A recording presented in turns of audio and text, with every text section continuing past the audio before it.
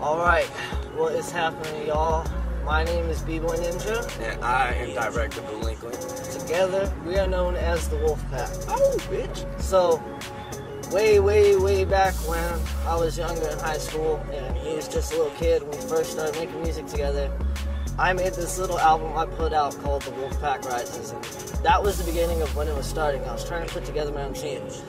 I don't fuck with really none of those people anymore, but the only person obviously still on that team today is Direkt. So, we kept it running. As soon as we started doing this shit for real, I'm like, we're bringing the Wolfpack out and we're doing this shit for real. Right now, it's too strong, but there might be more eventually, so. But this is the album Super Secret Wars 3030.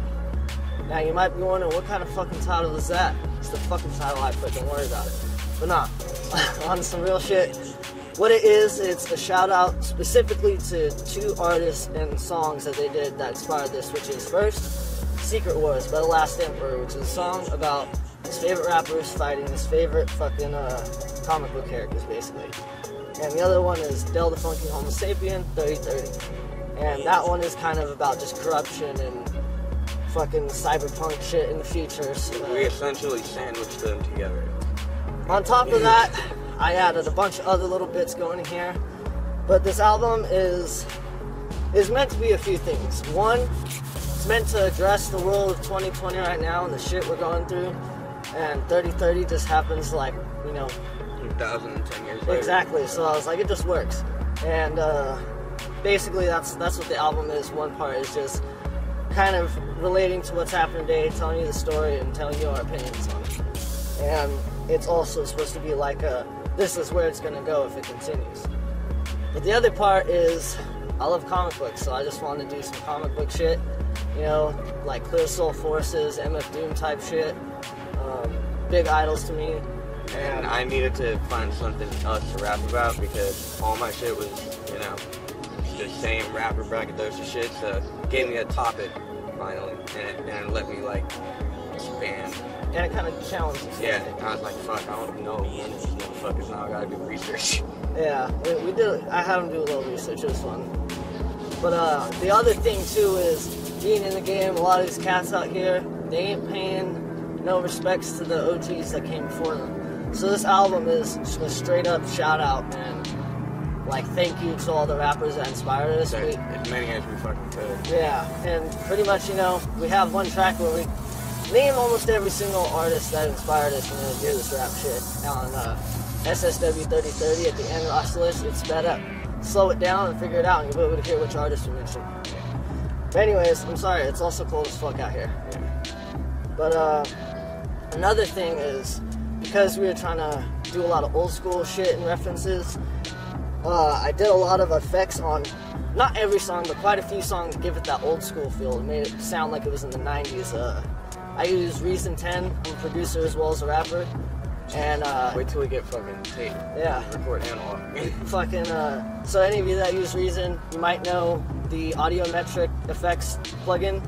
I use that one a lot, turn it to like tape or VHF to give it that like rugged kind of 90s sound, basically, like we recorded in the past. But yeah, there's a lot of effects like that to give it that sound, as well as some more newer sounding shit to match the, you know, the modern day, basically. But yeah, this album is pretty much a throwback to everything we had made before we started releasing shit officially, as well as who we are now and where we're going with this music shit. It brings the past, present, and future together. Yeah, exactly. And on top of that, there's even a few older tracks that we redid and like remastered or made a new beat. So it brought a lot of old shit back, and then it let us write new shit, and then the whole album takes place 1,010 years in the future. Yeah. So let us take that perspective to it too. Exactly. And you know, we've been doing this music shit for a long time, way before we started releasing, so we were trying to catch you all up on like the last 15 years, basically. Where the fuck we been at? But on top of that, some of the tracks were produced by artists such like Cadence, Yakuzi, and Jacoby the homie, fucking Comedy. They all each did a couple tracks we got for the album, but the rest were all completely produced by me. We even have some samples by like our youngest brother Jacob. My girlfriend did a lot of the voicing for the robotic AI effects, and then I touched it up in Reason and shit like that. But yeah, that's pretty much Super Secret Wars 3030. Why don't we break into these fucking lyrics now, yeah? Hope y'all enjoy this shit.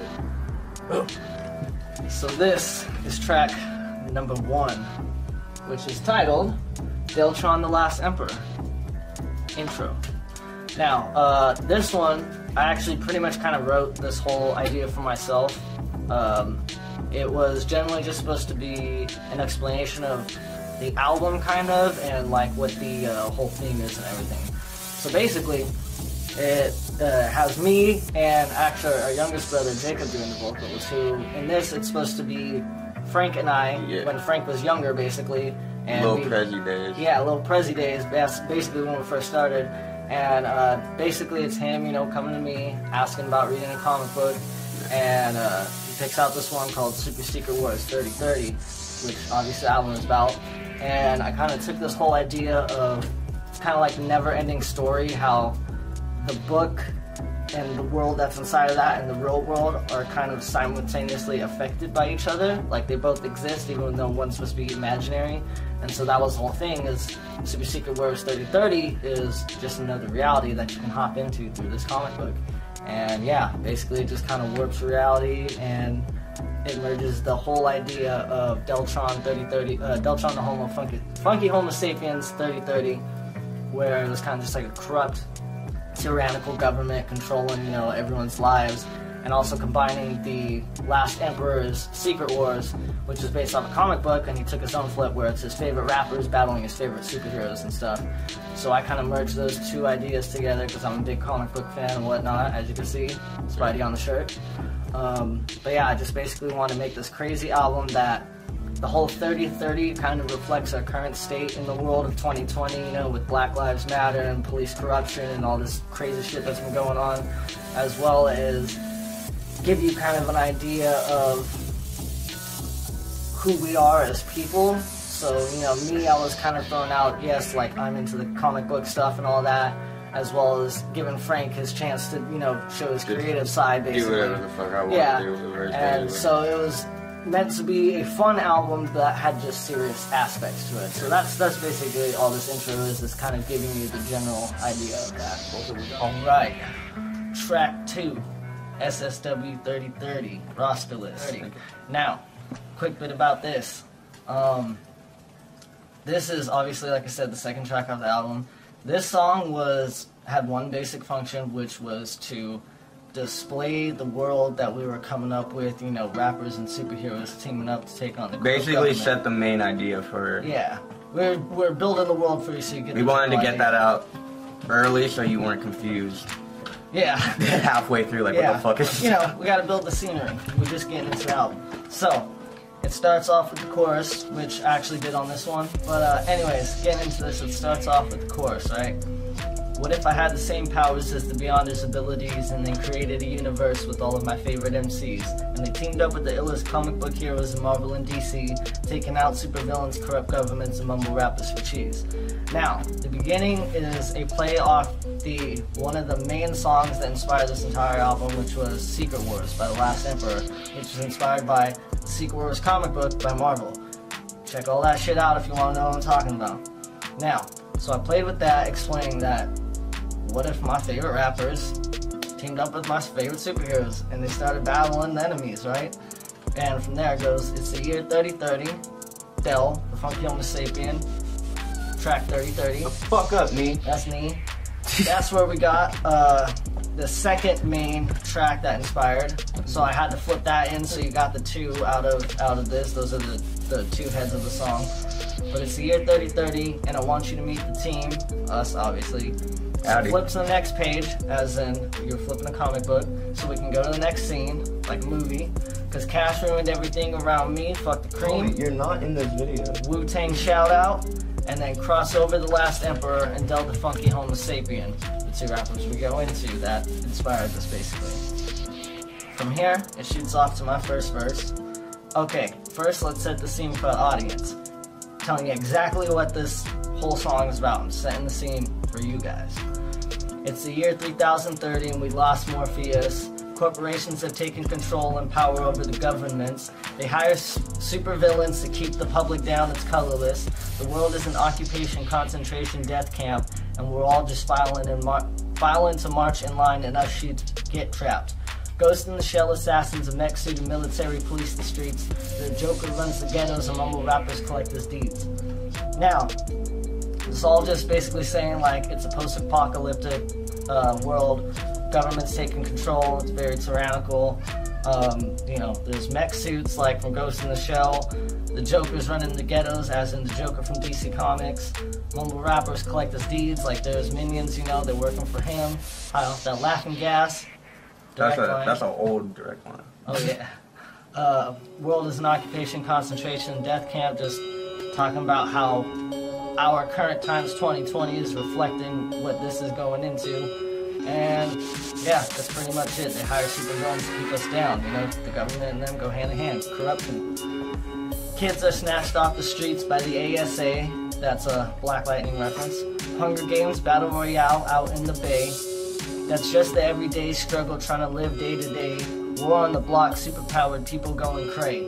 Justice is absent and the people have lost all hope. Like Green Arrow, captured by Prometheus, being judged under a microscope. This apocalyptic future about to meet the new Avengers though, like you saw it coming yesterday, but the idea took some time to grow.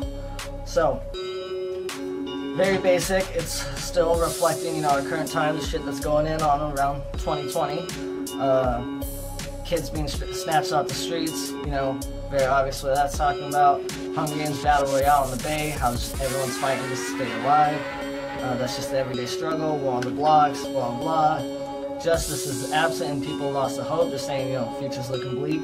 Like Green Arrow captured, being judged by Prometheus under a microscope, referenced in Season 5 of Arrow. And this apocalyptic future about to meet the new Avengers though, meaning us and our team. Like you saw it coming yesterday, but the idea took some time to grow, as in it was just a plan coming into fruition, you know, all I needed was time. And then from there, it goes into the chorus again, which I already broke down, and then hits Direkt's verse. Alright, so now into my verse. So for this whole album, I realized Ryan was kind of telling the story, and I was trying to just tell my perspective in the story. I didn't really want to try to give y'all like the whole main idea. I just wanted to let you know what the fuck I was doing during these crazy ass times. So the verse starts off with, "This is why I don't believe the lies of the higher menace. I know this day was coming when they were introduced to cybernetics. Now we have a war because we figured out their hidden message. But if I don't fight in this life, then fuck it, I regret it." So the first line is basically how I feel about most like world leaders, I guess. Like they can say whatever the fuck they want. I'm not gonna believe it because I know they have some other plan there. That's really what they're trying to get to, but they won't fucking say it.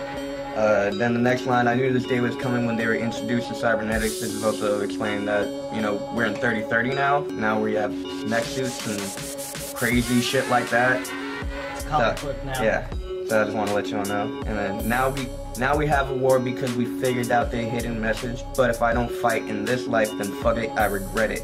So basically, I'm explaining that we figured out like that they are trying to take over and that they're just trying to corrupt everything that they fucking can, and they started a war because we aren't down for that shit, and you know, we said fuck y'all. And the last line is pretty self-explanatory, I guess. Then it goes into, "So I'm suited up, microphone and a Mac 10, blasting the hot ones at haters and everyone who asked them why they don't imprison every single one of us masked men. Now they looking at us like the biggest threat to imagine." So I'm suited up, microphone and a Mac 10, just giving you what my weapons are at the moment without a mech suit. I'm just going out handheld, a motherfucking full clip. Coming out like the Red Hood. Blasting the hot ones at haters and everyone who asked them. Hot ones is pistols, but I really just wanted to put hot ones because I really like the YouTube show. so yeah, I just, you know, shouted them out real quick. So I'm blasting a lot of shout outs in this shit. Yeah, blasting hot ones at haters and everyone who asked them why they don't imprison every single one of us masked men. Me and Ryan like to wear masks a lot. So, you know what it is. And then now they're looking at us like the biggest threat to imagine. When, no, we're not. but we will fuck your shit up. I thought I was by myself until I went to check my 6, and I seen the boot camp clip teaming up with the Fushniks. Now I'm getting hyped and start balling up 2 fists, then turn around and seeing Op get stomped out by Ludacris. Now I just wanted to see how many different people I can bring up in one, like, set of 4 bars. Yeah. And I wanted to give them all, like, something that made sense. Like, I don't think I could say boot camp clip was stomping out, you know, a bunch of cops, because that just didn't feel right. I needed them teaming up with somebody to create a bigger force. So I picked the Fushnikins, which is a rapper that I don't hear a lot of people talk about, but I really fucked with their style. Anyway, then it goes into get the fuck back. They're running up and on the hunt. They didn't see that I was, they didn't see that I was accompanied by KRS-One. The Blastmaster also had to bring the one and only Godson. It's Nasty Nas in the area ready with large guns. So again, just letting you know who else is on our team. Get the fuck back is going back to Ludacris, and I didn't want to just give him 1 bar. You know, I had to bring him up a couple times. Ludacris was a big part of my childhood. Oh yeah. So yeah, I needed to bring Ludacris back, and then I had to bring KRS-One into the mix because he's fucking God. And you know, he's the Blastmaster, which gives him pretty much his own superhero name. Yep. And KRS-One is really one of the people that I wanted to bring into this just because of their name. Knowledge reigns supreme over nearly everyone. So it would help having him trying to fight a tyrannical government. You know, it just makes sense to me. You wanted an OG. Yeah. And then I wanted one more OG with me, so I was like, alright, hold on, if I could just pick one other rapper that I can join in this shit, who would it be? And I'm picking Nasty Nas. And then, yeah, Nasty Nas in the area, ready with large guns, homie strap the fuck up, so. Yeah. And then, that was last line, right? Yeah. Yeah, from there, goes back to chorus. Once again, already broke that shit down. But from there, it flips into another beat for the outro, to which it's actually a sped up recording. If you slow it down, you can hear it. But in that, I shout out all the superheroes and also the rappers that we mentioned in the song and like influenced us and inspired us, and you know, we just wanted to pay respects to because they're fucking dope. And you know, you gotta pay homages and your dues. But yeah, so if you ever curious, slow that shit down and hear what we're saying. That's gonna be a secret. That was one of the secrets on the track, which that's why it's in parentheses roster list, because it's the roster. Yeah, we gotta let you know who else is here. Like, gotta introduce everybody. Yep. But that's to break down the track 2, Super Secret Wars 3030 roster list. Anyways, next track. And now we on to track 3, chapter 1. Alright, so I did the chorus for this one. So this track would be the first actual story in the song. You know, it comes after SSW 3030, which is just like the explanation of the world. So this is the actual one, hence chapter 1. And the chorus was meant to describe just the general idea of the album. So first points I'm hitting in the year 3030, and you know, it's Super Secret Wars, shouting out the 2 main songs that inspired the whole album. And then on top of that, we out-settled the score, and I feel it in my core, you little whore. Don't mean to bore, just mean basically saying, yo, we out here to settle the score, you know, bring it back, hip-hop, boom-bap, real lyricism. And I feel it in my cores, and just like, you know, it's in my heart, it's what I'm feeling, you know, it's mind, body, and soul. Exactly. You little whore, don't mean to bore, just basic, coming at them, you know, calling them out, just saying like, hey, I'm here and doing my shit, and I'm doing it, you know, in a way that ain't boring. Fuck you if you don't like it. Pretty much. Wolfpacks say the scene, so as we step through the door, pretty basic. Super Secret Wars, rappers fight villains, corrupt government whores, you know, basically me and the team, me and all the rappers and the comic book heroes fighting the corrupt government. Pretty self-explanatory. But from there, it goes into the first verse, which each of these we split half, so I started off. First up, round 1, we got Spider-Man 2099 versus the incredible and talented Tekashi Snitch 9. He whips to the side and then sips his lean, but Spidey comes up from behind and then grips his spleen. Face down on the pavement, bleeding too fast. Let's get to the next encounter, it's a total blast. We got the metaphysical, KRS-One and Professor X's son, taking out all the Migos clones and brain dead chumps. So, this song's basically just like the homage to Secret Wars about Last Emperor, how he just goes in about his favorite rappers, find his favorite comic book heroes. Battles. It's literally meant to be just the battles of what's going on in our story, basically. Me and all my favorite, like, superheroes going against, you know, all these shitty-ass rappers who like to think they're the shit, and frankly, they just ain't. So, that's pretty much my part of the verse, but then it goes into Direkt's part. So I mentioned this in the last one, how Ninja's doing more of the, like, narrator side, where he's giving you, like, an actual overlook of what's happening, as opposed to what I'm doing is giving you my perspective of, like, what's going on around me. So I start off with, now we enter round 2, I'm sure the battle won't stop. Here's SJPD versus the homie Adam Warlock. We giving them mercy, and now it's war for these poor cops. They took the first shot, now we making bacon on the stovetop. So now we enter round 2, third track, but first track technically intro, so. Round 2, I'm sure the battle won't stop. Here's SJBD versus the homie Adam Warlock. In case you don't know, we both grew up in San Jose, so I had to sort of give a shout out to my home city, but fuck SJPD. And also I wanted to just see how many name drops I can do in this verse, so that's why I mentioned Adam Warlock. We giving them mercy, and now it's war for these poor cops. They took the first shot, now we're making bacon on the stovetop. When I wrote this was like in the height of the George Floyd protest. So I was very much on my ACAB shit, just wanted to start as much shit as I can against police. They took the first shot, now we're making bacon on the stovetop. In case you don't know, another word for cops is pigs, and I like bacon. Chief is sitting on his ass, steady munching on a honey bun, and he's got his guards out, standing there with loaded guns. Nobody would have guessed where any threat was coming from, and the S.A.R family came through, took out every single one of them. So again, I just wanted to, like, kind of give, like, a pretty descriptive idea of what's going on around me, but without me actually fucking doing anything. This is just me visualizing it. So the way I pictured it was Head Chief just sitting on his ass, not doing shit, probably grabbing a snack, just bossing a bunch of other motherfuckers around. Hensley's guard standing out there with loaded guns because he's apparently well protected. Nobody would have guessed where any threat was coming from. That's shouts out to any ninja out there, because that's how the S.A.R family moved. And again, the S.A.R family had to get a name drop in this fucking song, of course, because they're tight. And I couldn't just mention Green Arrow, I had to mention the entire S.A.R family. They took them out as a group.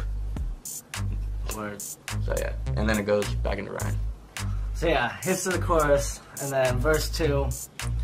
This one I went for a little less easy line. Like my last ones, you know, they're all very basic, you know, I spell it out for you, but this shit I was trying to make it think a little more.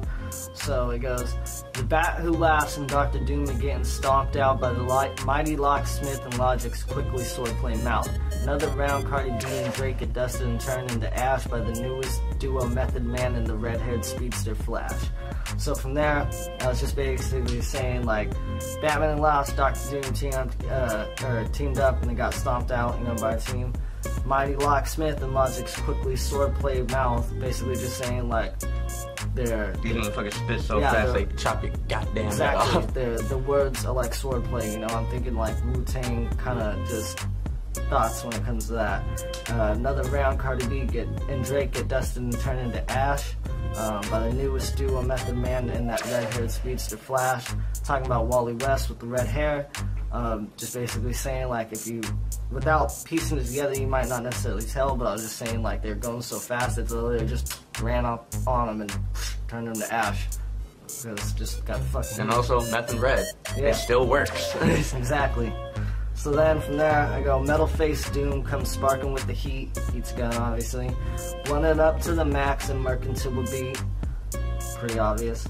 Alongside him is the rest of Rhyme Sayer's crew. That's the death of the haters who used to lead you. Just basically saying, like, all the sheep, you know, your leaders just got murked by all my team. So, bam, that's the end of it.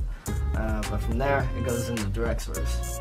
So it starts off, I'm impossible to catch, dipping quicker than the flash. It's optional for me to get my grip and strip you for your cash, and I'm out. I spot the ops, now oops, I got a blast. I'm about catching these spots and then burning up the grass. Again, I had to give another name drop in there because I don't know too many comic book dudes. I know just the fucking main ones. So I was like, I gotta be able to give myself some variants, and plus it would give me more words to like try rhyming with.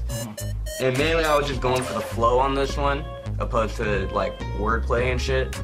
So I wanted to like also put some like braggadocio in here, how it's not just a straight up battle. I also wanted to show, hey, I'm still a rapper, I'm not just a fucking storyteller. Yeah. Say I'm impossible to catch, dipping quicker than the flash. Motherfucker faster than sound, right? He's outrun death and time. Okay. It's pretty fucking fast if you don't know. He's been faster than instant teleportation, if that's even possible. Yeah. So, it's optional for me to get my grip and strip you for your cash, meaning I can do it if I want to, but like I have to want to. So just know it's doable. Yep. And I'm out. I spot the ops. Now oops, I got a blast because I don't stick around for police. I hear one. Whoop, I'm fucking out. Bye. Like you're not gonna see me. Gonzalez. And then I go into explain why that is by saying I'm about catching these spots and then burning up the grass. I don't know how many fucking times the cops stopped me from smoking weed or just because I smell like weed. Fuck you. Yes, I had weed on me. And then it goes into, but in the year 3030, that no longer means shit. I catch myself running up and into the boot camp clip. Cops is blasting at us, but they shots don't miss. Dude so scared he tried to take a shot, end up breaking his wrist. That's usually what happens when you run into the boot camp clip in 3030. So, and yeah, I forgot the first line, but in the year 3030, that no longer means shit because now things are in complete fucking chaos. Now I can give a shit less about running away from the cops because I have weed on me or I'm catching a spot. Now it's, okay, I gotta fight these motherfuckers. Yep. Cops is blasting at us, but all their shots gonna miss because they can't fucking aim. And then dude so scared he tried to take a shot, ended up breaking his wrist because he couldn't handle fucking recoil, and then it goes into you, right? Yeah. So from the chorus, which would have been after the verse, it goes into the last verse, which here I tried to kind of call back my previous two verses, still keep a little more on the lyrical side like the second verse, but not super crazy, and it's still very self-explanatory. But from here I go, we got Joyner riding shotgun with the Tribe Called Quest. In the back he's got the Infinity Watch to clean up your mess. And the Infinity Watch are the people who took the Infinity Gems after battling Thanos and went and made sure no one dealt with that shit. So as in, you know, they're gonna be the keepers of your fate, and yeah, they're gonna clean up your fucking mess that you made in 3030, aka 2020. And that's how the symbiotes and Darkseid got taken out. That's another win for the heroes, got it in the bag, no doubt. As Riel and the Red Hood jumping in with the X-Men to help Mouse Monday and CSF defeat the Dead Men. So that's basically just saying, like, symbiotes, you know, they're like parasitic beings that just leech off people. That's just kind of like all the mumble rappers been speaking about. Darkseid being like all the corrupt politicians, you know, people like Donald Trump and shit like that. Another win for the heroes, got in the bag, no doubt, as in just like had the shit, you know, easy. It was just like piece of cake. As Riel and the Red Hood jumping in with the X-Men, calling back Professor X jumping in my first verse. To help Miles Monday and CSF defeat the Dead Men, as in just basically all the people that are just, you know, follow them like zombies basically. And then and with the swift comeback, the Black Lantern dies along with Ultron and those little lean rap guys. Black Lantern being like one of the concepts of death in the DC universe, basically saying like we killed the cancer of our world that was, you know, destroying it. And, you know, along with Ultron being like the machine side of things, of how people are taking technology, you know, to either hide the truth and push an agenda and shit like that, just basically get taken out. And yeah, that's the end of my last verse, and it goes into Direkt's. So I start off with, I find myself surrounded thinking it's the end of me. Out the cut I see D12 mobbing with 213. Now you know it's about to happen when you fucking with a team. Ops getting regulated by Nate Dogg and Warren G.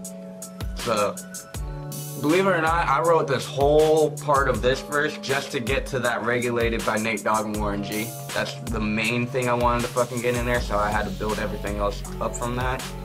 So I decided to give a shout out to D12 and 213. If you don't know, D12 is one of the groups that I was part of. 213 was Snoop, Nate, and Warren G before they like went and did solo shit.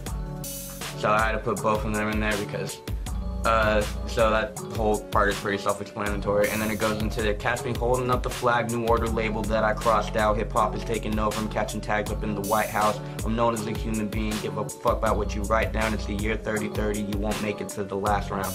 So catch me holding up the flag, New Order label that I crossed out. That's a good way to start beef and grab, crossing somebody out. So I wanted to show that I still have my street side, but I'm taking it to the New World Order because I don't fuck with them. Yeah. So hip-hop is taking over, I'm catching tags up in the White House, and pretty self-explanatory. So yeah, I'm known as a human being, don't give a fuck about what you write down. That was mainly, like, if you notice on, trying to, like, I don't know if you do it for your ID, I don't remember, but like we have to put like your race and ethnicity and shit like that. That's mainly what I was going for, so I just put, I'm known as a human being. Don't give a fuck about what you write down, because I know what I am. You can see something else, but at the end of the day, I'm still a fucking human, so none of that shit really matters. Some shit don't matter. And then I just wanted a cool way to end this, making it sound like menacing at least. So it's the year 3030, you won't make it to the last round. Like I said in the beginning of this verse, it's round 2. So you're not making it past this shit, and if you do, you're definitely not making it to the very last one. And then it ends. And yeah, goes back to the chorus and then just plays the outro and pretty much it. But that is the third song, chapter 1. Track number 4, 3030, written by yourself, me, aka Bboy Ninja.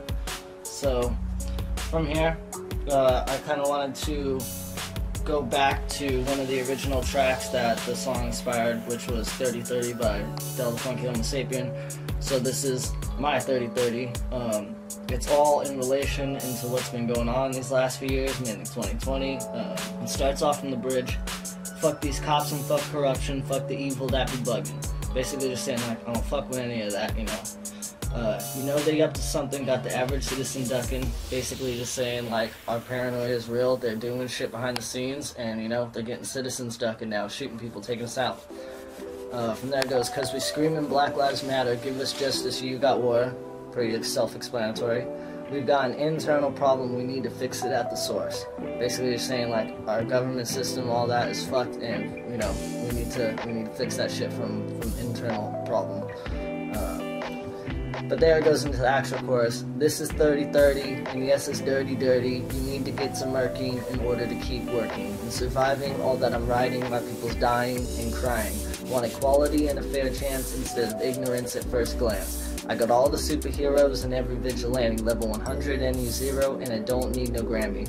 I'm the leader of the rebel forces here to take over, no more tyranny that tries to force us to roll over. So, it's all pretty self-explanatory, but I'll kind of get into it. So this 3030 is kind of shouting back to the 3030 song, and also, you know, working with 2020, you know, just added in the 1010. But from there, just basically like you need to keep working in order to keep working, like you gotta fight to survive, and survive all that I'm writing. And basically my people's dying, crying, like my people is the people I'm fighting for, the people that struggle, you know, the people who are just trying to live life, you know.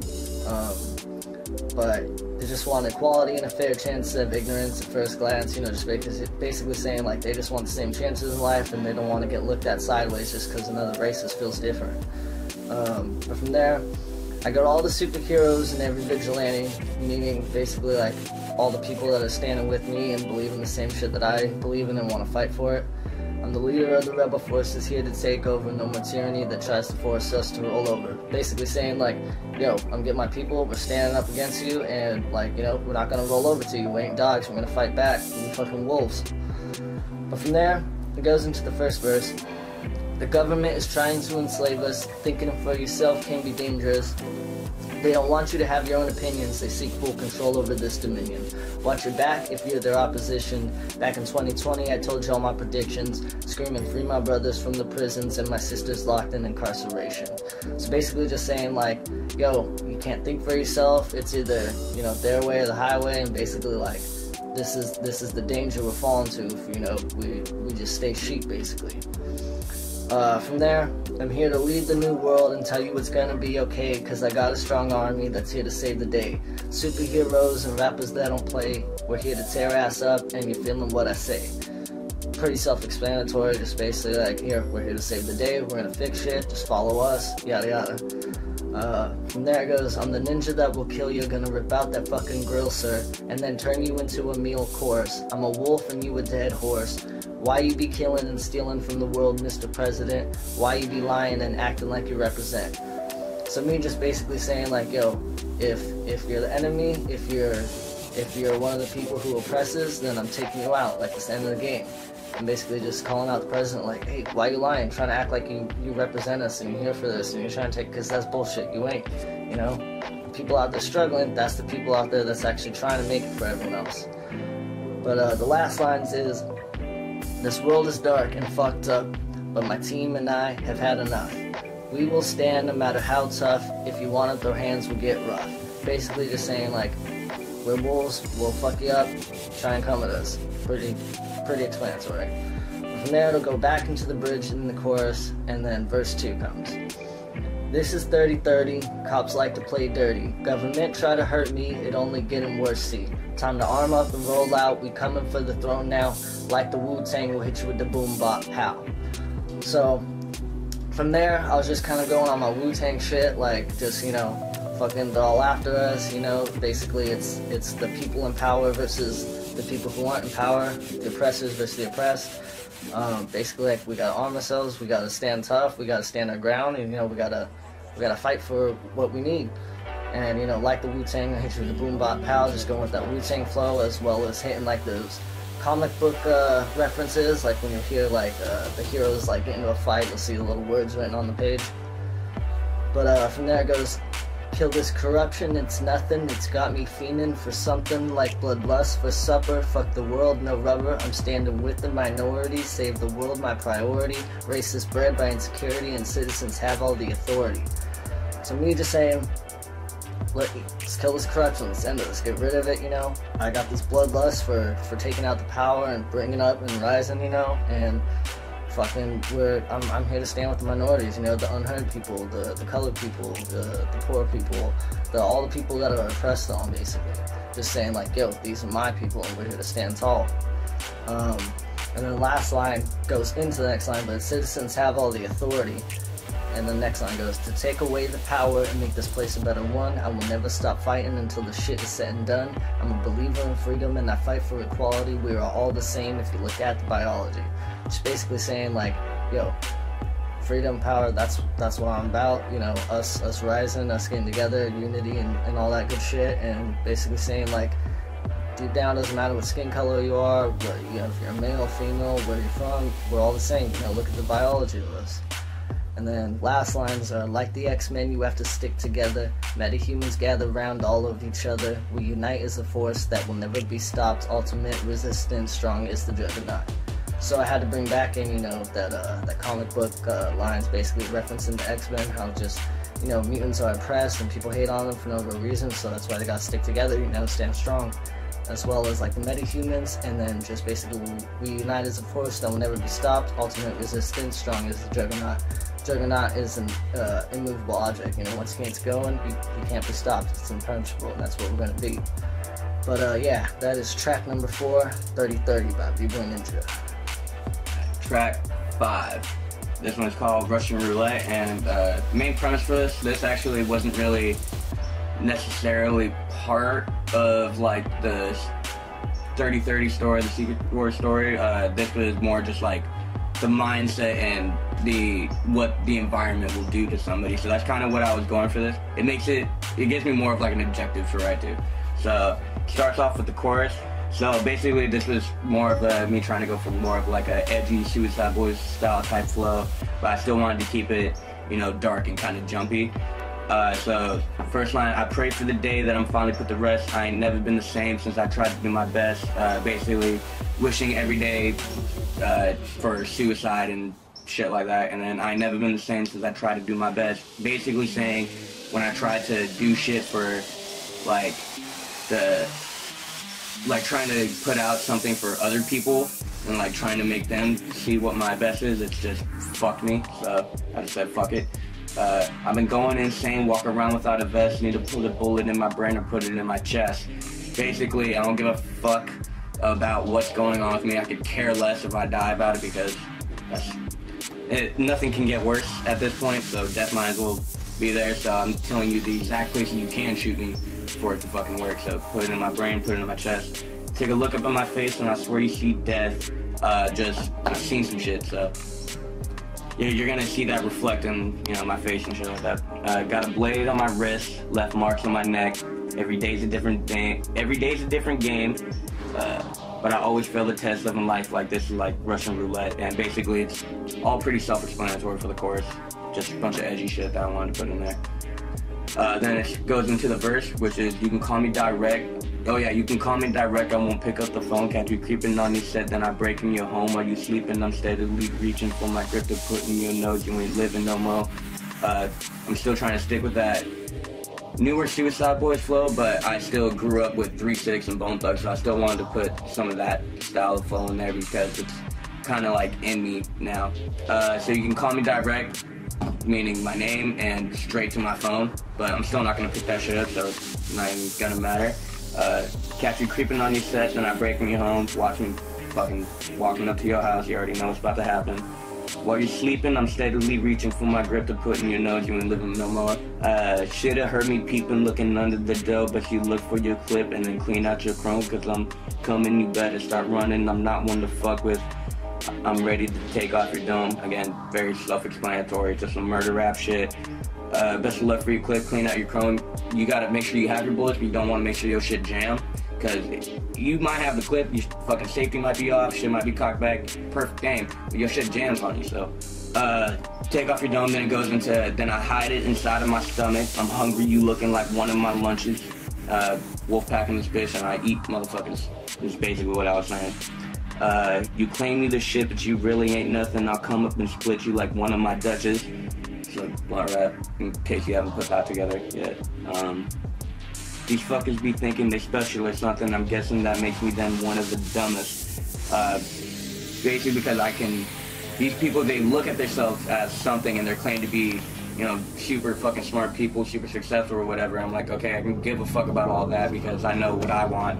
So, if you look at it from that perspective, that would then make me one of the dumbest people alive, which I can give a fuck less.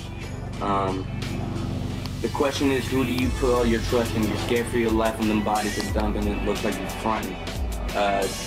Again, going back to the line before, you can have all that shit, but when it comes down to it, nobody else has your back, you're by yourself. So in the secret war is 30-30, you can't really just be by yourself with nobody behind your back. Cause you got nowhere to run and nowhere to hide. I'm thinking you should probably go back inside. I'm gripping the shot, it gon' blow at your body, better run for your life.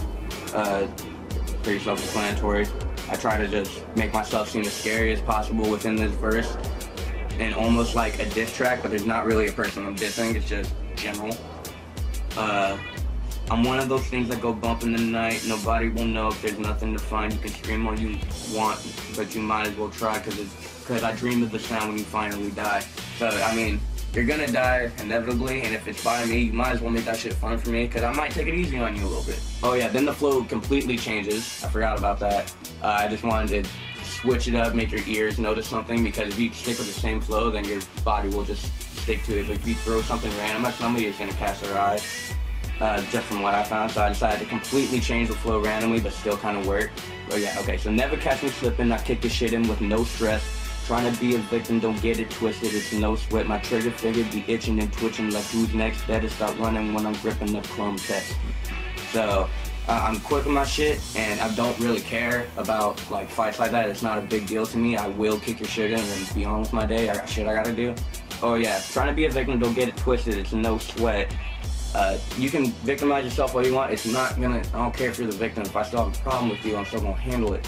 My trigger finger be itching and twitching like who's next. It's fucking crackhead for that trigger. There's no hoe grabbing for you and one, oh yeah, there's no hoe grabbing one for you and one for my chest. I'm pulling both the triggers cause I'm living with no regrets and I put them on my soul, so isn't it obvious that this kid is losing his mind and his life is a fucking mess. So I plan to not only kill you, but I don't care if I die too, because I plan to shoot myself at the end of it, so fuck you.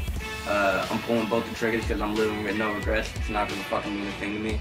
I put that on my soul, so isn't it obvious? Very explanatory. This kid is losing his mind and his life is a fucking mess. Fucking mess. This kid is losing his mind and his life is a fucking mess. Basically bringing it back to the whole, like, idea of just the environment I'm in within 3030. This is very, like, dehumanizing and unhealthy, but at this point, that's the last thing I fucking care about. Now I just care about getting, like, winning this fucking 3030 war. Then after that, it goes back into the chorus from the beginning, and that is the end of track 5, Russian Roulette. Track number 6, bi-yach Rebump. So this one, it's actually one of the songs we put out, an unreleased version, and we have rights to. So we rebumped it, I remade the beat, and that's how this came to be. But Frank and I, when we originally wrote it, we were sitting up late one night just writing to a bunch of beats when I was just working on some stuff to get for our YouTube when we were first kind of doing this thing. And I don't know, we were just on it that night, and it started with this chorus that I came up with, and then from there just the song went. But it was basically just a dedication to anyone that's ever fucked us over and shit, and we made it so people can listen to it for that reason and be like, yeah, we dedicate it to all these bitches. Pretty much. But anyways, the first verse I start out, it goes, it's like driving home late at night and man I wanna fight because of some stupid shit that happened to me last night. Car broke down and my girl and I got kicked out. Why'd you have to break the trust when I ignored all of my doubts? Lost my day job and my dog to the situation my girl driving us while I'm deeply contemplating how we're gonna pick ourselves up and get this paper and where we're gonna live. Thankfully my mom's is a savior. So at this time I was going through a bunch of shit, as you can see. Wasn't going for anything real lyrical, I was just trying to tell my story of, you know, what I was going through at the time and basically like just, you know, my struggles.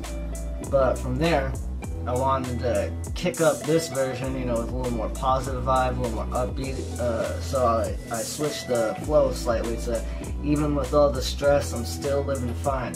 I just copped some good weed, trust me, I'ma get mine. I roll up, breathe in, exhale the pain. Got a new whip, my brother, help ease the strain. So get loud if you want that money, make moves, get cash, stay 100. Get stupid, go dumb, that's the way, how we do it here in the Bay. Pretty self-explanatory, you know. I was just trying to end it on a more positive note, be like, you know, even with all the shit that went down, like, we're gonna pick ourselves back up, we're coming back strong, you know. But from there, it flips into the chorus.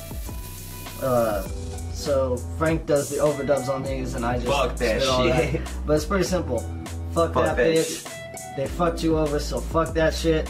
They fuck with your work, so fuck that shit. Fuck that bitch, man. Fuck that bitch. And then it repeats. But from there, it goes into Frank's verse. So it starts off with, I clock out, grab my hoodie and dip. Been dealing with idiots, I ain't taking this shit. I need to take a break, so I go on a trip. Call up the homies to slide through, pick me up in the whip.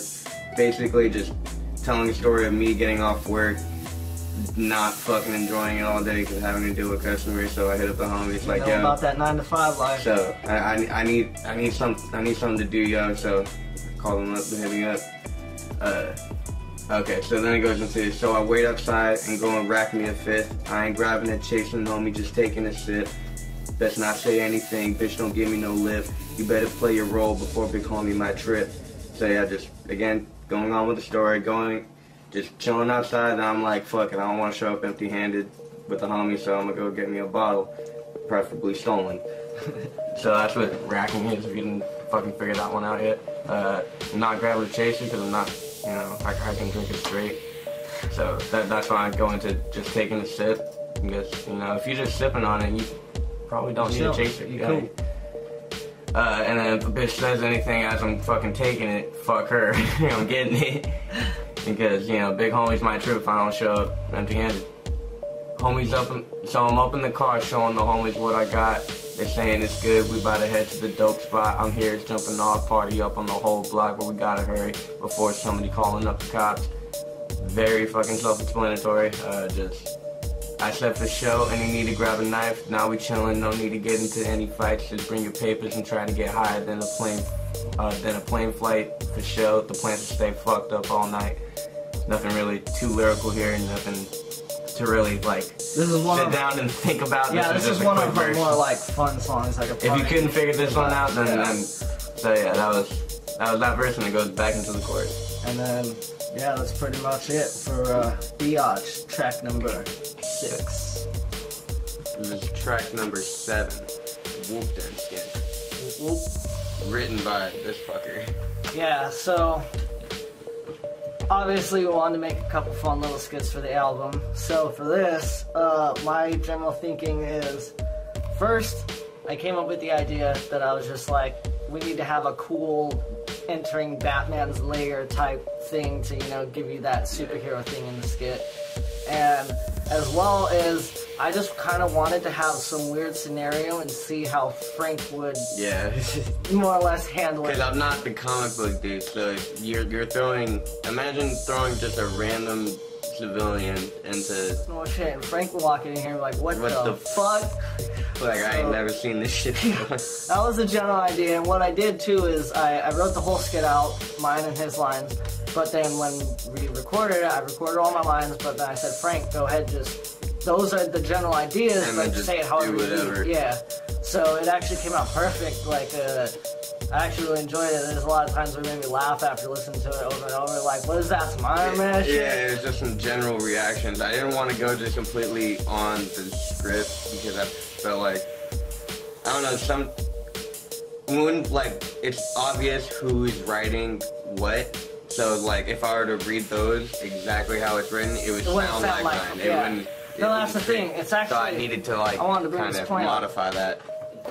But anyways, that is the Wolf Disc. Oh, actually, almost forgot to mention, there's a third voice in this. Oh, yeah. The robot. So, that was actually done by my talented and beautiful girlfriend. I wrote her all those and then just did a bunch of effects in Reason, basically, trying to get that more robotic voice. And it came out fucking dope. Yeah, I was actually really happy. My whole base idea and model was off of Gideon from the Flash show. If any of you have ever seen that, that's kind of the voice I modeled it after and tried to do a similar thing, but still keeping it more what I was going for at the same time. But yeah, that is the Wolf Den skit, track number 7.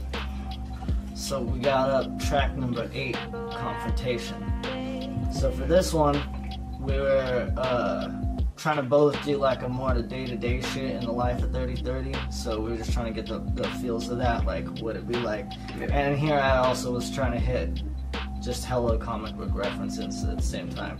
But anyways, you hear the chorus kind of come in, but only like clipped. So from there it starts from my verse, which is, I'll get the Red Hood and the Robin to ride up with the squadron. Get Deadpool and Wonder Woman, the Avengers and Suicide Squad, and the rest of the Bat Fam with the honorable wu-tang clan. Where does Bond protect your neck? Get out the way or hit the deck. So basically just saying like, yo, I just got an army of fucking guys here. Like, you don't want to test it because you just need to fucking, you're the honor side or you need to hit the fucking deck because it's going down. And while you and your army are busy trying to protect the rear, I'll have the young Justice and Bishop near a clip from near. Basically saying like, you're going to be worrying about your back so much that you're going to get clipped from the front. And then now I got my team breaking in your front gates. De La Soul and defenders tearing the left of your base. Basically just saying like, they're coming at the front, they're coming at the left, they're coming from the back. You're surrounded by them basically. And then continue on, while the mighty souls in the X-Force hold the left side. Got California Love, Snoop Dogg on the west side. Cypress Hill hopped in the Cadillac for a ride. And that's the end of the lean army, that's right. Basically just saying like, yo, from there, basically we got a bunch of other guys coming in that were just, you know, cruising, chilling in the car that happened to be there, and now they're riding up too. Fucking, we got the west side, we got the east side, we got everyone going here, and I was just trying to throw in, you know, some more, yeah, some more rapper references and just saying like, yo, we got all of them, they're all on the side. But as it goes, it's the return of the real lyricist, wielding skills. Big L possessed my body, going in for the kill. Say a prayer for idea, and then he possesses my mind. Now I got two legends taking over the fight, rewind. It's basically saying there from like, if all those guys weren't enough, I just had Big L possess my body, and ID possess my mind, two like the greatest lyricists ever. So now you just got Ultra Force coming, and fucking from there it's just like, you know, I got two legends that took over the fight for me. You gotta rewind that shit, because that's just, what the fuck just happened, you know what I mean? So that was just me like playing around with all the rappers and the superheroes in the day-to-day life. But from there, it goes into the chorus, which directed this one. The chorus goes, I suggest you play your role. It's survival of the fittest. We ain't never trust a soul. Taking out every witness. We don't do this shit for fun, nah. This is strictly business. We steadily working while y'all tripping, acting like some bitches. And it repeats. Most of it's pretty self-explanatory. You don't understand survival of the fittest. Basically, kill or be killed. We never trust a soul, taking out every witness, so it doesn't matter if you're even a part of what the fuck we were dealing with. If you were there, sorry, you were there to see it. We can't have that Casualties. Shit. We don't do this shit for fun, nah, this is strictly business. Basically, this is just what we gotta do to survive, like, this is us, for the money to survive and getting by, you know? We steady working with y'all tripping, acting like some bitches. Grow the fuck up. What we saying? Deal with it. Then it goes into my verse. Starts off with, so kill them all, right? Let me proceed to grip a mic. I'm suited up and plate and planning on taking a super villain's life. It doesn't matter where they from. I'm gripping up wood spikes. Direct to Delinquent, be steady rolling with the Dark Knight, which is so wrong in my fucking lyrics. But basically, I'm just doing what I gotta do. Explaining that with the question, like, this is my objective. All right, for sure. So I'm grabbing my main weapon, which is usually a microphone. I'm suited up and planning on taking the supervillain's life.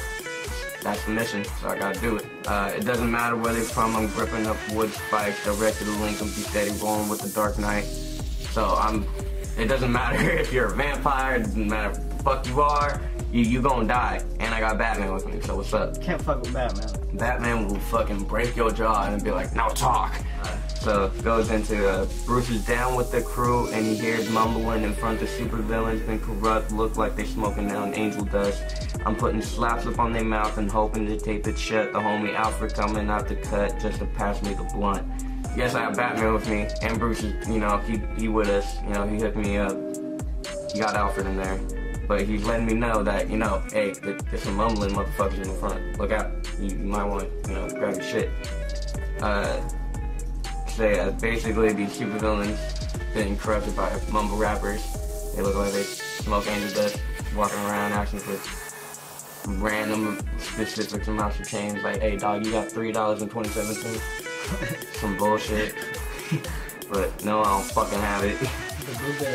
I'm putting slaps up on their mouth, hoping to tape it shut. Slaps with stickers. Slap that shit on there. Hopefully they shut up.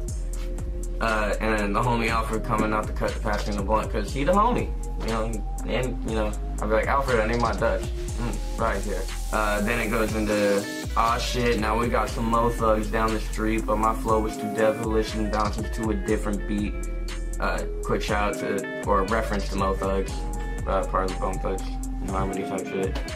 But it's also saying, we got more motherfuckers we gotta deal with, but my flow is too devilish and it doesn't ride with them. Like, they're gonna be scared, so fuck it. Screaming fuck the police, but man enough to hold heat. Tell you what I told Harley, I'ma spit it like ho please. So basically anything I say I'll do, motherfucker. It's not an act. I'll run up on you with a machete. It don't fuck. Yeah, fucking say it don't matter. If I say I'm gonna do it, bitch, I'm gonna do it. Don't test me. Don't worry about it. You really don't want to step up. You'll leave with a lobotomy. That's what you get for fucking around with the kid they call the D. I don't know how many times I used the word lobotomy back when I was doing this little Prezi. So I just wanted to, you know, give a quick shout out to that. I was like, I gotta reuse this at least once. Throwback. Said, this is what you get for fucking with the kid they call the D. Sometimes they'll call my D, sometimes triple Ds, sometimes the Delinquent, sometimes Direkt, sometimes the kid that's stealing all the goddamn meat out your fridge and fucking heating it up in strange ways. So it just goes into that, and then into spilling my names to call the D. Even villains are afraid to fuck with me, so they're like, God damn it. And then that's the end of my verse, and then I believe the chorus repeats after that. Yep, and then yeah, fades out. But that is track number 8. And then you got yourself a song right there. Confrontation. Alright, so now we got track number 9, Bamboo Forest Swordplay Practice. Now this is technically a rebump. The original version was off my Shinobi Like Never Before album, which it was titled Bamboo Forest Swordplay Practice.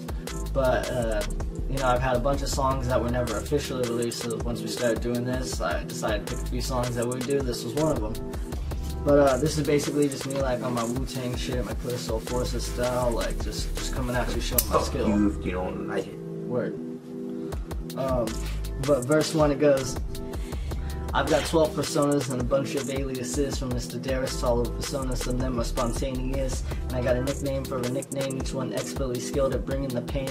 You're in danger if you think that it's game, and it's a shame, I'm gonna have to take your chain. Like Method Man, I bring the pain, I do the dance and it starts to rain. You've got everything to lose and I've got everything to gain, and this is why I always train to move out my fucking lane, cause it's going to your brain and it's making you all insane.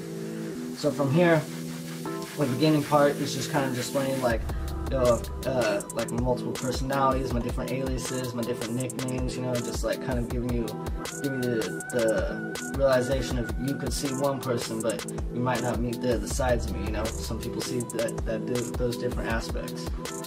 But from there, and continue on, jumping into that more wu-tang shit. Expertly skilled at bringing the pain. You're in danger if you think that's game. That's shame, I'll go take your chain. Like Method Man, I bring the pain. Just, you know, hitting all those wu-tang references. Just saying, like, you know, if we got a problem, I have no problem settling it. But from here, you've got everything to lose and I've got everything to gain. It's basically saying, like, you know, yeah, you're on top, but that means you got a lot more to fucking lose and come down versus me. I've got nothing but progression coming my way. But it continues, and this is why I always train to move out my fucking lane. It's basically saying, like, you know, even though I know, like, I am the best and fucking I got skills, like, I never stop training because I know I can never stop progressing. You know, there is no end, there is only where can I go. Versus you, who thinks you're the best and you ain't even close to that and you still ain't training, it's like, just move out my fucking lane, no competition. But yeah, basically it's going to your brain, you get a big head, full of ego, and yeah, you're fucking up. But from there, I go in, which caused me to steer the blade into your heart and into a grave. So don't be misbehaving when Bloodfang is out and training. Or then I flip to Bboy Ninja, a brutal cutthroat MC killer. These masks aren't a mask, a face means nothing to the task. Let me show you my shadow kick technique of 1,000 fists, no Glock burst, just jutsu licks, kunai knives like a wu-tang flick. Grab the bow, got the katana, now you see you don't want to. I do this for my rep and my honor, face me and you're gonna. It's basically just saying, like, you know, if you want to fuck with me, there's only gonna be 2 moves. Me stabbing you with the blade, and you into the grave. So, you know, don't be misbehaving. You know, don't start a problem if there ain't one, basically. But then I flip to Bboy Ninja, brutal cutthroat MC killer, just be like, hey, I can flip to any side at any time, you know. You don't know which one you're gonna get, so just keep it cool. Especially not even true. Yeah. These masks aren't a mask, just saying, like, hey, these are the aliases, all these masks, this is my face, this is me. So, like, you know, you don't want to deal with the mask, trust me, you'd rather deal with the person under the mask. Basically saying here, no block burst, just jutsu licks, kunai knives like a wu-tang flick. Basically, we're gonna fuck all these guns, I'm gonna come at you like a fucking ninja, silent night, slit your throat like you didn't even know. From there, I do this for my rep and my honor, face me and you're gonna. It's basically saying, like, yo, I'm just doing this, following my morals, my code, it's the only reason I'm doing it. You know what? But it goes into the chorus, pretty simple, I just kind of use some effects to play with this, but it goes Bboy, train, ninja, train, shinobi, train, Bloodfang, train. Just telling all my aliases, hey, train, that's what you always gotta do, is just train, train, train. They're saying you on point ninja, but I still like to hone my skills. I'm the underdog in the fight, and yet I'm the one making the kills. Basically, reiterating, like, you know, I know I'm on point, but I'm still gonna keep training, still gonna keep progressing. And, you know, even though people are looking at me like the underdog, you know, I ain't got no money, I ain't got no clout, I ain't got no fame, I'm still the one making the kills. You go your verse versus mine, chances are I just won. Alright. But then verse 2, so me just saying basically, I attack with critical mass, like basically, you know what mass is, an overwhelming force, you know, just pushing on you. I got that critical mass pushing down on you. I know you was getting science lessons. Yeah, you just dusting your ass while I gas, just like, end of the competition, you know, dusting your ass. And I attack with perfect precision, meaning like I'm on point with every strike. So quick, make a decision. Are you my friend or are you my foe? It's pretty obvious. If you're the latter, if you're my foe, fuck off then, ho. Pretty simple. You see, I divert your translucent lyrics, meaning like, dude, your lyrics are basic, I see right through them, they're fucking translucent, and turn the frequency down so they don't hear it. Frequency, if you know what that is as a producer or DJ, I'm turning that shit down so no one can fucking hear you. You know, your frequency is just turned down. Bitch, this burden couldn't bear it, couldn't, you know, bear the burden that I'm taking, so I'll take the mic and you can have a set, as in just like, don't worry, I'll handle this rap shit for you, I got it. I change flows like switching lanes, effortless and without drains. Basically, I can just hit any flow, no problems, you know, it's just like changing lanes while I'm driving. And for you, 12,000 years of pain, that's my genjutsu attacking your brain. Naruto reference, you get chopped in genjutsu, it's like a mind prison attack where you get caught in there and it feels like you're just 12,000 years of pain, you're just getting stabbed across to a board basically, you know, but it's just on your mind, that's how powerful I am. So I take out my ninja tools and begin to sharpen each one, read every single scroll and still not even done. I study my clan's roots of hip-hop just for fun, and because of that, every rapper is now on the run. Because they know Bloodfang is too hot to handle for any army. You'd like to talk that big noise, but when I hop out the whip, you speak calmly. I can't hear you pussyfooting around speaking softly, and if you don't like the beef, you shouldn't have been so salty. So basically just like me reiterating, you know, taking out my ninja tools, sharpening basically with my mind, you know, using the pencil, writing down lyrics, read every single scroll and still not even done, studying my clan's roots, hip-hop, all that is just like, you know, I'm studying the OGs that came before me, all my idols, and, you know, all the big names. And because of that, rappers now they're like, oh fuck, like before they even hear the rhymes, they know that I'm just so educated on all the shit that they're just on the run.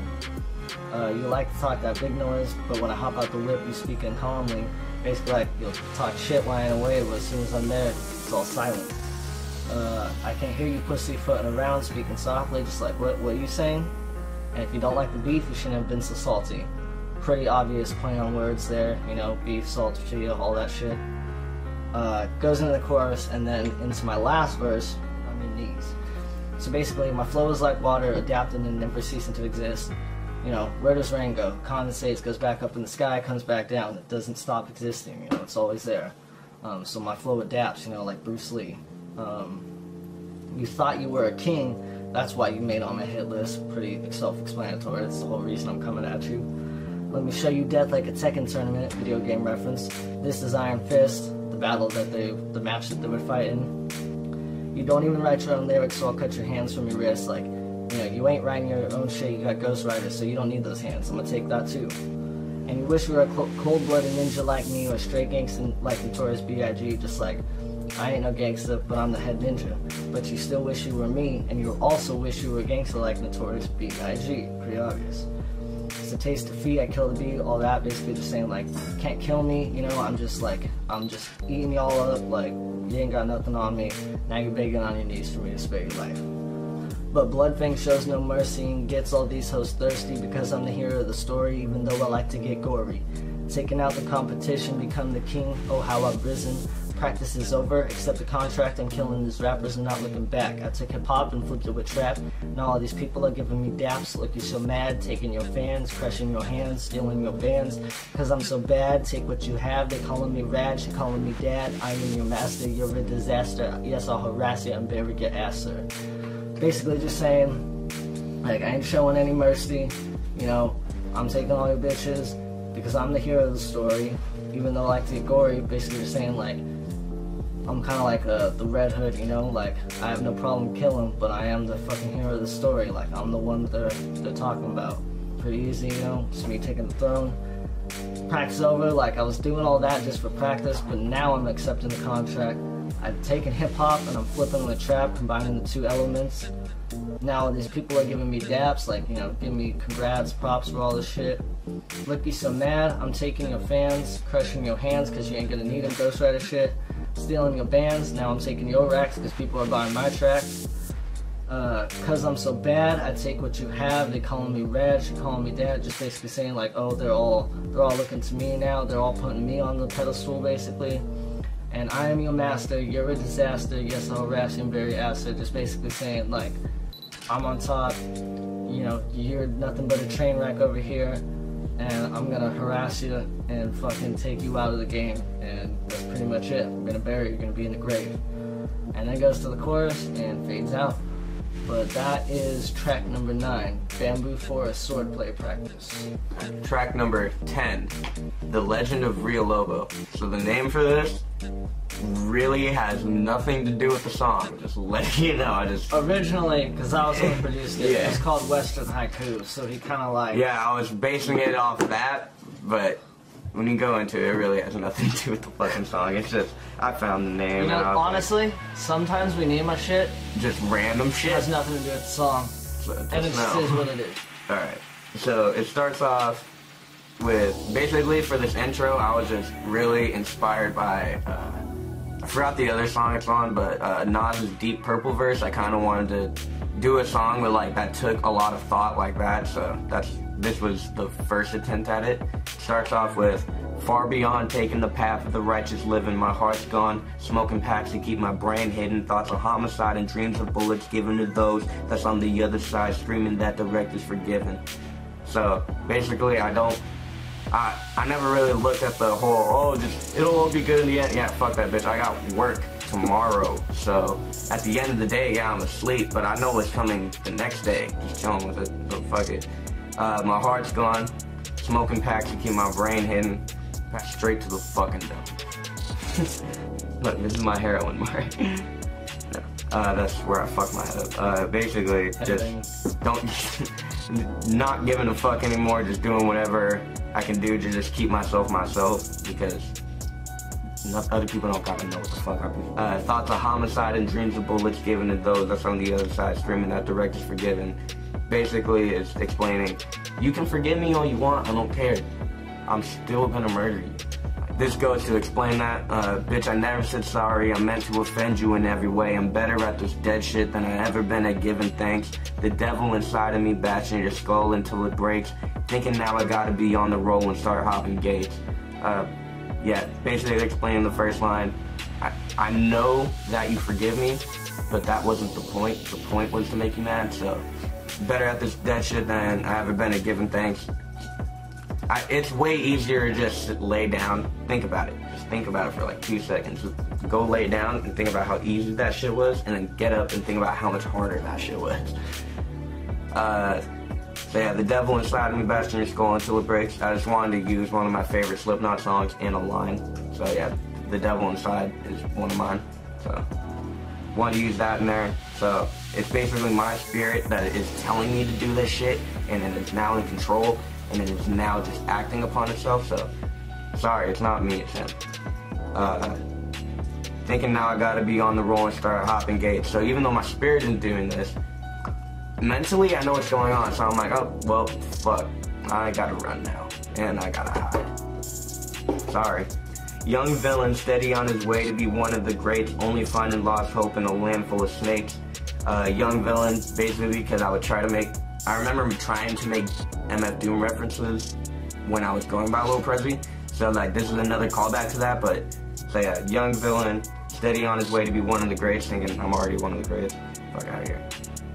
Only finding lost hope in a land full of snakes. Basically a bunch of people telling me that, yeah, you're good, but they didn't know shit about music anyway, so whatever.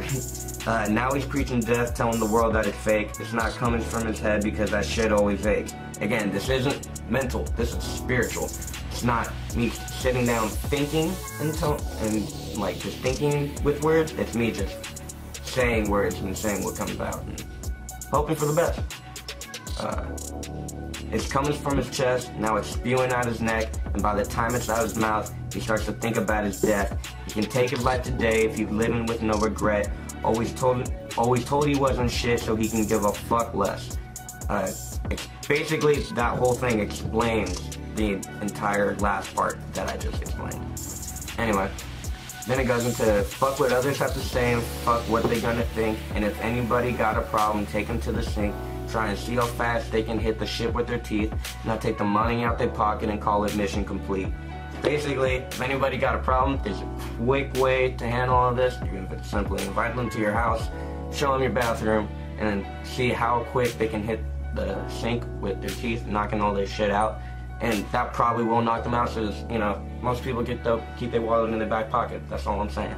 Yeah, so then it goes into screaming, eat the rich until I lose my fucking appetite. You don't want to be a victim, then you better start acting right. I can take your life while getting higher than a satellite. The drunken monkey going stupid, acting fucking bad tonight.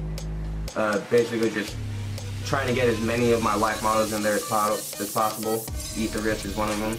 Until I lose my fucking appetite. Basically, they all gonna die until I'm just bored of it and don't want to. You don't want to be a victim, then you better start acting right, bitch.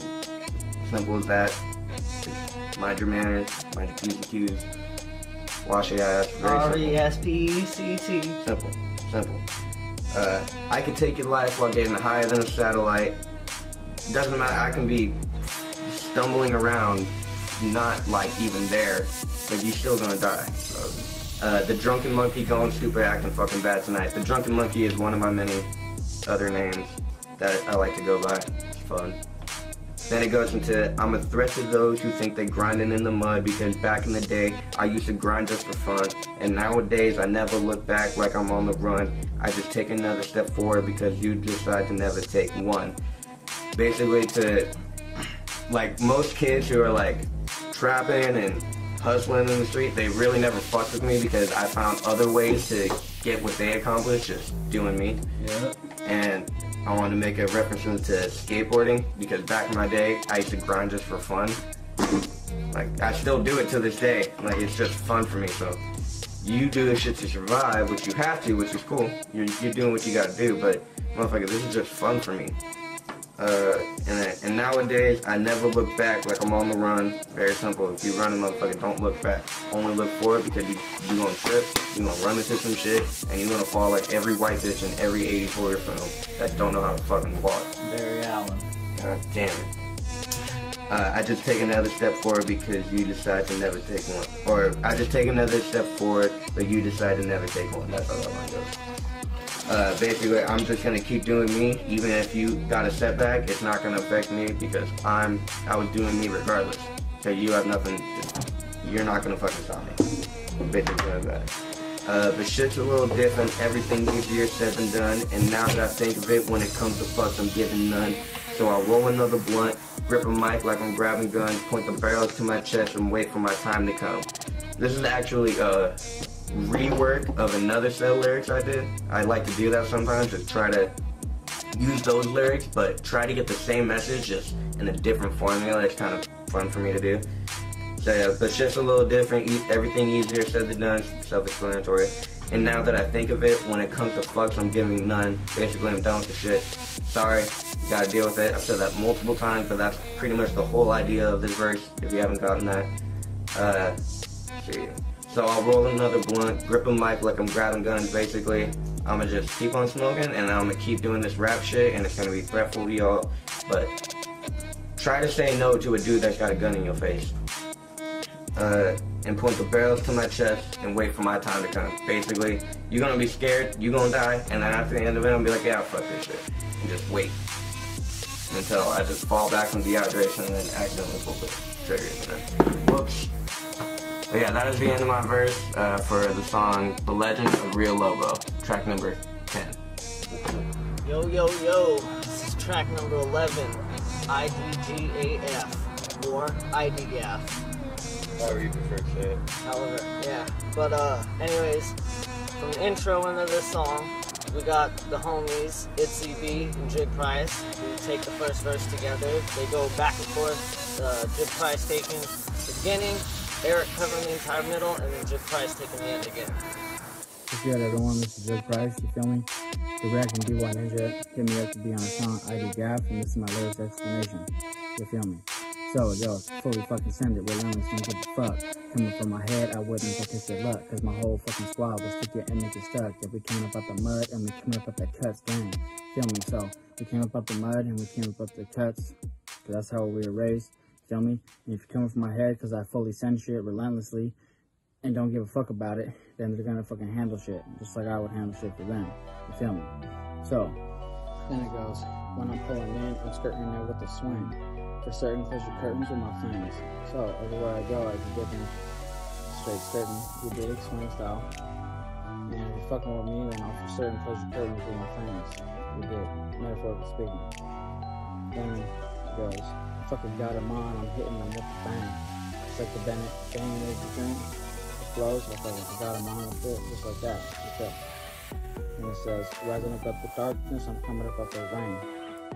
Same with the rain, it's an energy drink. When I wake up in the morning out of the darkness, I can sip that shit and it gets me going, ready for the day. You feel? Then my second verse goes, leaving torched with the tang. I'm an insane intellectual, call me Bane. So with this fiery spits, I'm fucking leaving torched with it, you dig? And then I be doing shit crazy, you know what I mean? But intellectually as well, just like Bane does. So I feel like, you know, it fits. And it says, you might have been through a lot, but you never felt real pain. Because a lot of people complain about the shit that they go through, but they never felt real pain behind it. They just complain about nonsense. And it's whack, and we don't fuck with that. You feel? And thinking you can take it to stake it, make you a stain. People trying to hate on me for what the fuck I go through and what I've been through and shit. And they think they can take it, but I'll prove it to them and fucking make them a stain out of it. If necessary, you did. So, then it goes, floating with the strings in my lane. Nerd gang with the gang. Ain't the same, can be tamed. You feel? So, you floating with the strings in our lane. So, you be chiefing, you dig. Straight up. With the squad. You know what I mean? And we fucking mania and we can't be tamed. So, don't even fucking try it. It ain't gonna work. Hit it. And you were fucking gone the moment before I aimed. Got you caught in my frame. I lift you up like a plane. Bam. So, when I want to make shit happen, it's gonna happen. So, metaphorically speaking, if you're in my scope, then you were gone before I aimed, because it was a wrap from the very beginning, from the very thought of it. And that's pretty much it. So, I hope this clears things up, and I hope this is a good explanation for y'all to understand a little bit more. You dig. Keep it up. And then after their verse, it goes into the chorus, which I take over and Eric does some backings on it. Pretty simple. It was just something meant to be catchy, not anything super lyrical or anything like that. Yeah, this was like, you know, the club shit for people to be able to like party to and play at the house when they, you know, have a house party or whatever. But anyways, IDGAF, if you can't tell, is short for I don't give a fuck, which is the whole point of the song. Pretty easy to understand. But anyways, then it goes into our verses, which Frank starts and does the first half. I start off with, I be chilling in the cut while EB rolling up a blunt. I'm burning the paper on the inside of some sticky stuff. Just starts off with that just to set the tone of what the like whole song is. It's just a party song. I personally choose papers over blunts, just preference thing. But yeah, EB, he be rolling up a blunt. I'm rolling the paper, already got it burning with some sticky stuff inside of it. And then it goes into my eyes low and I can't see much, so I step out the scene pants cuffed and all black chucks. Just again, keeping it to the scene, but I'm just describing more of myself. This time it's the outfit. Whatever I usually wear, and this day I got Converse on, but right now I got what. And then it goes into, then I take my J and I pass it to the left. When it comes to my smoke, it only shows respect. If you ain't part of the team, you ain't hitting it next. So you won't blow my high if you don't recognize direct. Basically what I mean is if you're smoking with me, respect that. Like you're part of the smoke circle, like feel welcome. But if you're not, fuck off. And you ain't gonna hit it if you're not part of it. So it's kind of like a chosen thing. Yeah. You know you if you were part of it. And then yeah, I'm not gonna trip if you don't even know who the fuck I am. I'm like, alright, whatever. Here we go. Peace and so on. Yeah, that's the name, best remember it twice. I ain't taking a drink unless the bottle nice. 5 shots to the dome, I'm barely feeling alright. But in the cup of my left, I'm mixing Molly with the Sprite. So yeah, I just wanted to come with a new way to say, like, remember who I am. So remember it twice, motherfucker.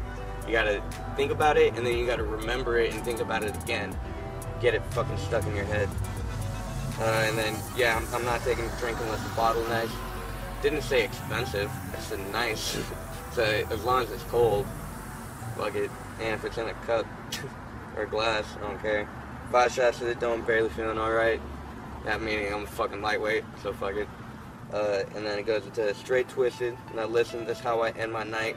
Wake up the next morning and I eat something light. Put my chucks on with no fucks to give, alright? Cause nothing's gonna stop me from living out my life. Just to end where I'm at in this scene, it's just, you know, just a party verse, just to have fun. So there wasn't really too much to break down there. But from there, I take over the next part of this verse, and I start it with, walk up in the club like I don't give a fuck, yup. Fully automatic on the mic, wanna duck. Do you see the care in my eye? That's cause I don't care, no lie. So that's just me, you know, going with the whole theme. Basically, like, just walking in the club, I don't give a fuck, doing what I'm gonna do. Just, you know, enjoying myself, good vibes and all that. Fucking, continues, fuck your bitch and fuck your ride. Fuck your squad and fuck your lies. We see right through your bullshit, stop frontin'. You need to quit speaking, can't tell us nothing. That's just basically, it's all the haters and all the people that are trying to tell us shit when they don't even know about it and they ain't doing shit in the first place. So this is just, you know, big fuck you. I don't care who you are or who you're with, like, whatever. You ain't shit to me. But, from there I go, that's EB, Direkt, and Jig Price. Best come correct, it will take your fucking life.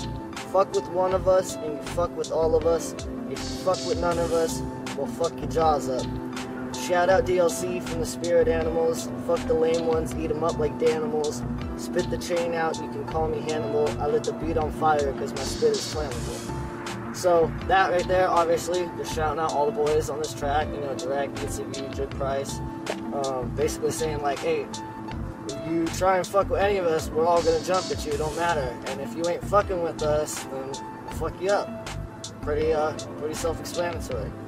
From there I continue, and you know, shout out DLC, it's EB's team they reps with. Gotta give them a shout out. From the spirit animals, obviously being my team that I run. Fucking lame ones, eat them up like animals. Y'all know when you in grade school you had some fucking animals. So I'm just saying, dude. Shit's still kind of smacking today. Yeah, no shit. So yeah, fucking eat them up like animals, you know what I mean? And then spit the chain out, you can call me Hannibal. That was a shout out reference to one of MF Doom's lyrics. I forget exactly how it goes at the moment, but he says something along the lines like he eats up a rap and spits the chain out.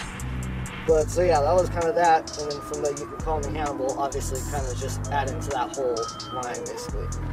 And then I ended with the last line, I lit the beat on fire because my spit is flammable, just saying, basically saying just like my bars are fire that I lit the fucking beat on fire, you know?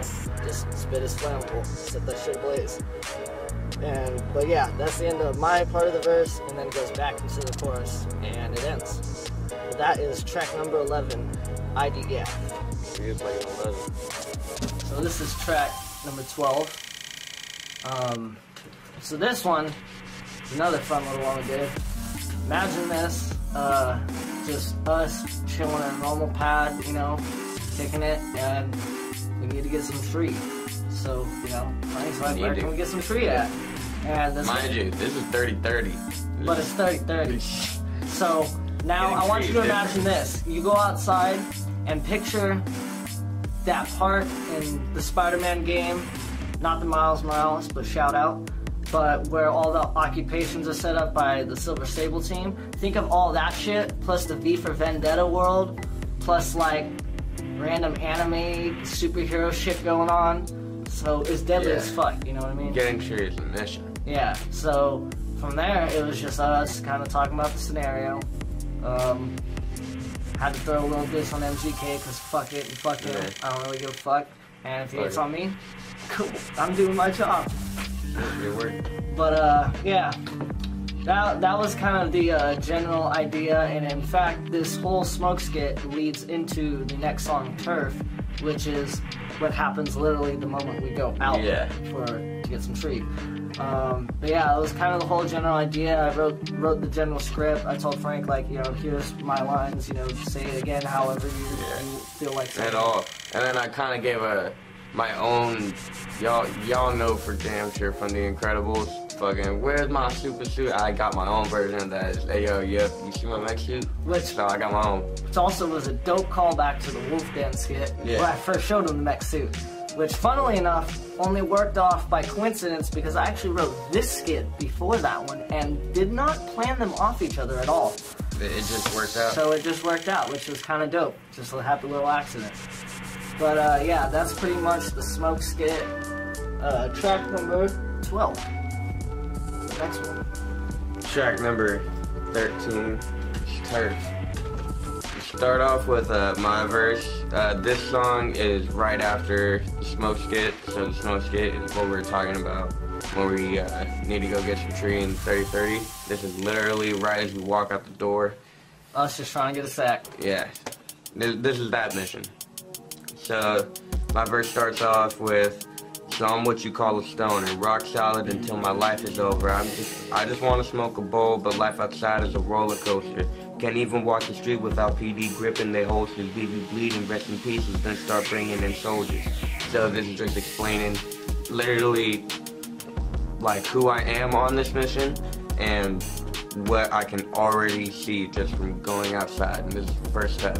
So this is how fucking crazy 3030 is, and this is how dangerous it is to do something as simple as go pick up some weed. Like, all I'm trying to do is smoke a bowl, but everything outside is just fucking crazy. Cops outside just trying to shoot everybody because fuck it, that's them. That's what they be doing. So then it goes into, they claiming I'm a menace, a vigilante fits the description. Unless you talking delinquent, then I'll leave your fucking family missing. Steady aiming for your head, look for steady aiming for my head, look for reasons of conviction, but I'm just walking and these cops don't even try to listen. Like, everyone, like, all my enemies in 3030 are looking at me, they see this fucking menacing kid, but it's just Direkt. But if you want to go to the delinquent, who is a completely different fucking person, you'll look at him sideways and be like, alright, you're dead, fuck you, and just snap your fucking neck.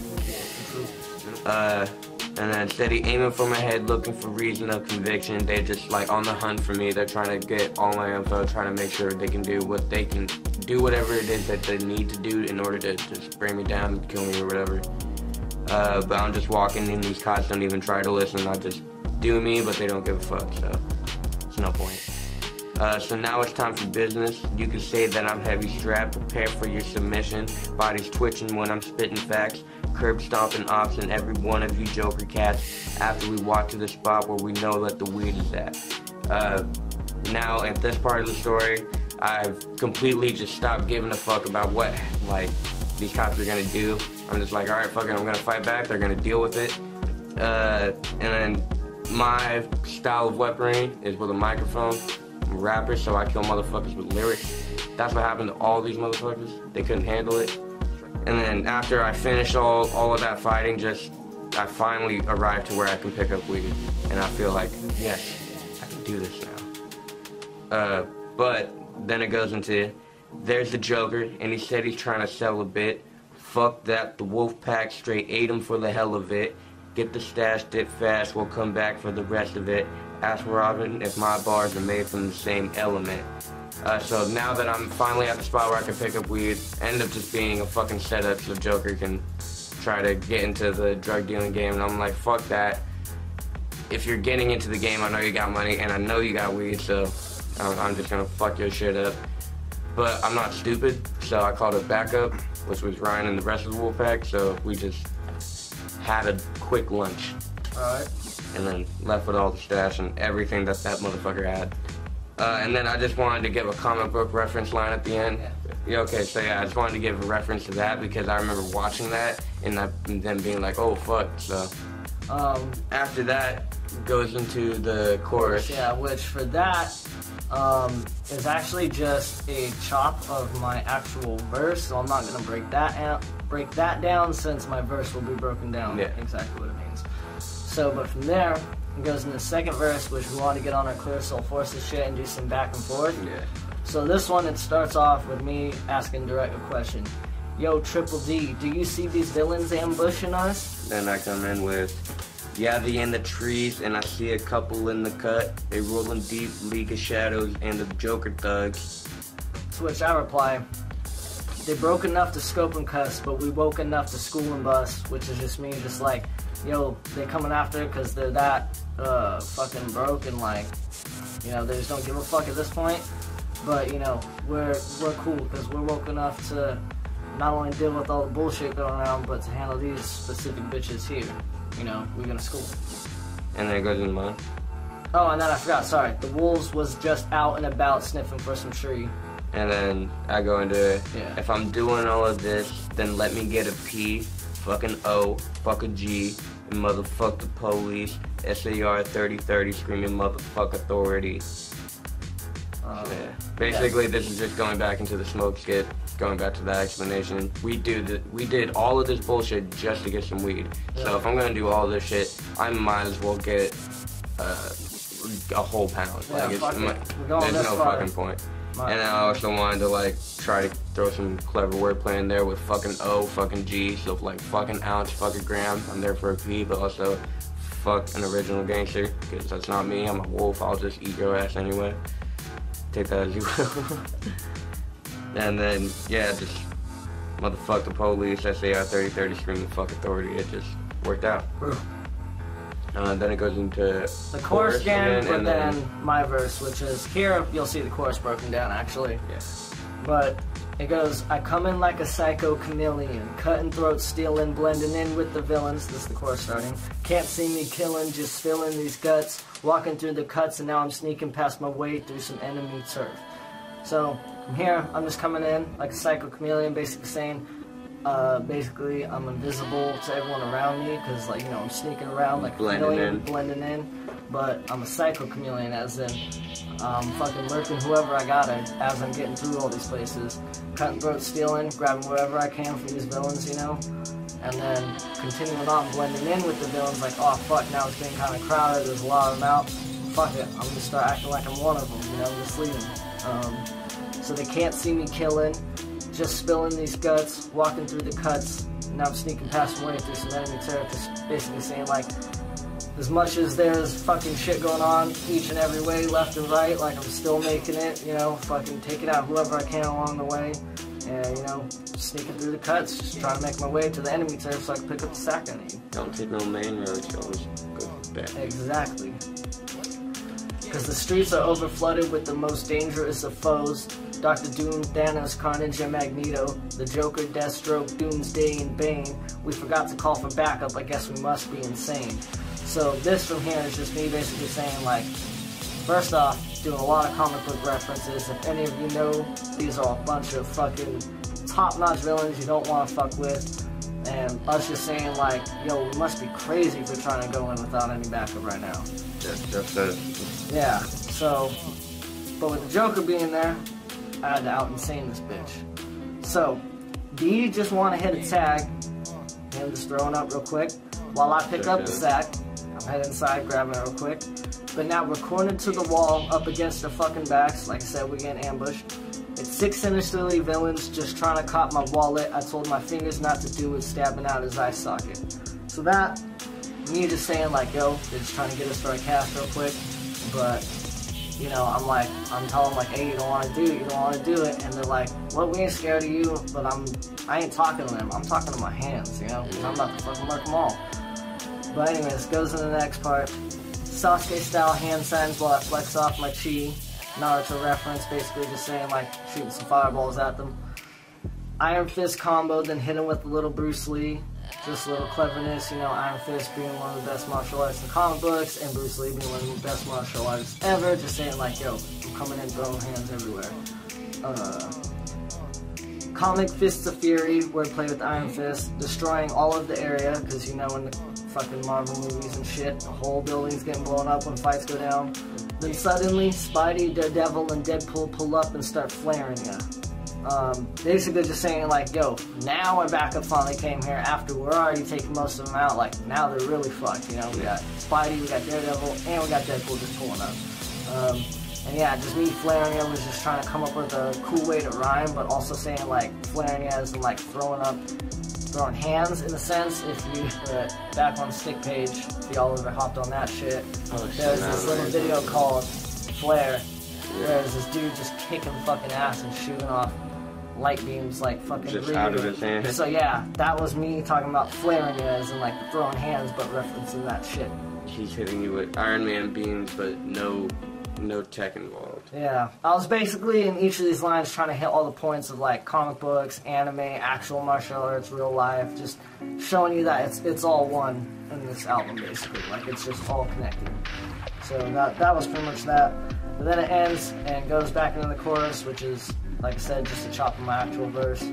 But that is track number 13, Turf. So this is track number 14, On Point, produced by Common D. So this is actually one of the solos I did. For this one, I just kind of want to like, one, have something that was fun and kind of just like energetic and just kind of vibing, but also like just kind of displaying my skill and go off. So, and especially this beat is hard as fuck, so I was just like, yeah, shout out to Common D. You gotta give it what it's worth. Oh yeah. But the first verse goes, me just basically, you know, throwing my dick out there saying, you know, you might be this, but I'm this, you know, something bigger and better, basically. Just kind of playing around with the fucking different kinds of guns and bombs and shit like that, just going off. And that, you know, I got so much fucking bars and shit that as soon as I touch the mic, that they all just retire. But, continues on. Anyways, from there, I kind of flipped it because I was playing with, retire, so I kind of flipped it and started out with Did I Tire You Out, just referencing that wordplay coming, you know, through word of mouth. Lyrics cut through like sword playing to boost, no doubt. Basically, I'm just chopping through all these artists with my bars. Riding with the Red Hood in the motherfucking moon night, shouting back to, I want to say it was either Turf or Confrontation, one of those tracks we did on the album. I used that, I kind of flipped with one of the first lines I used there.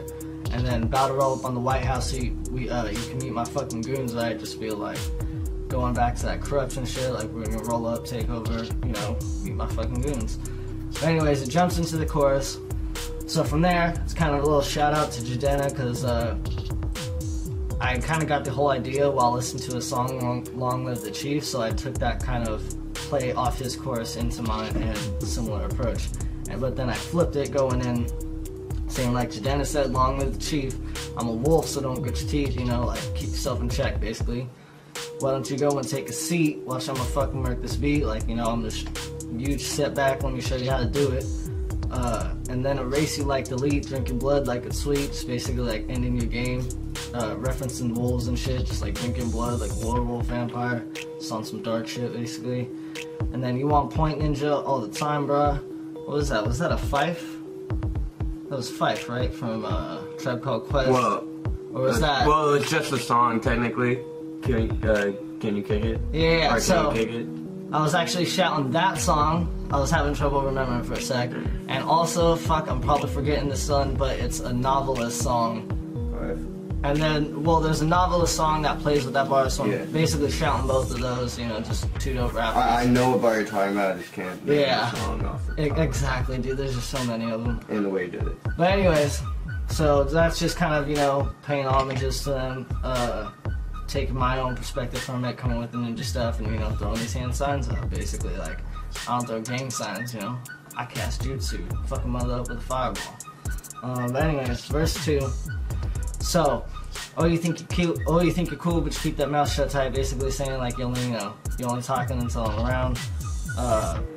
Because it's Wolfpacks basically saying, like, you know, you're gonna keep your mouth shut, you're gonna throw them hands.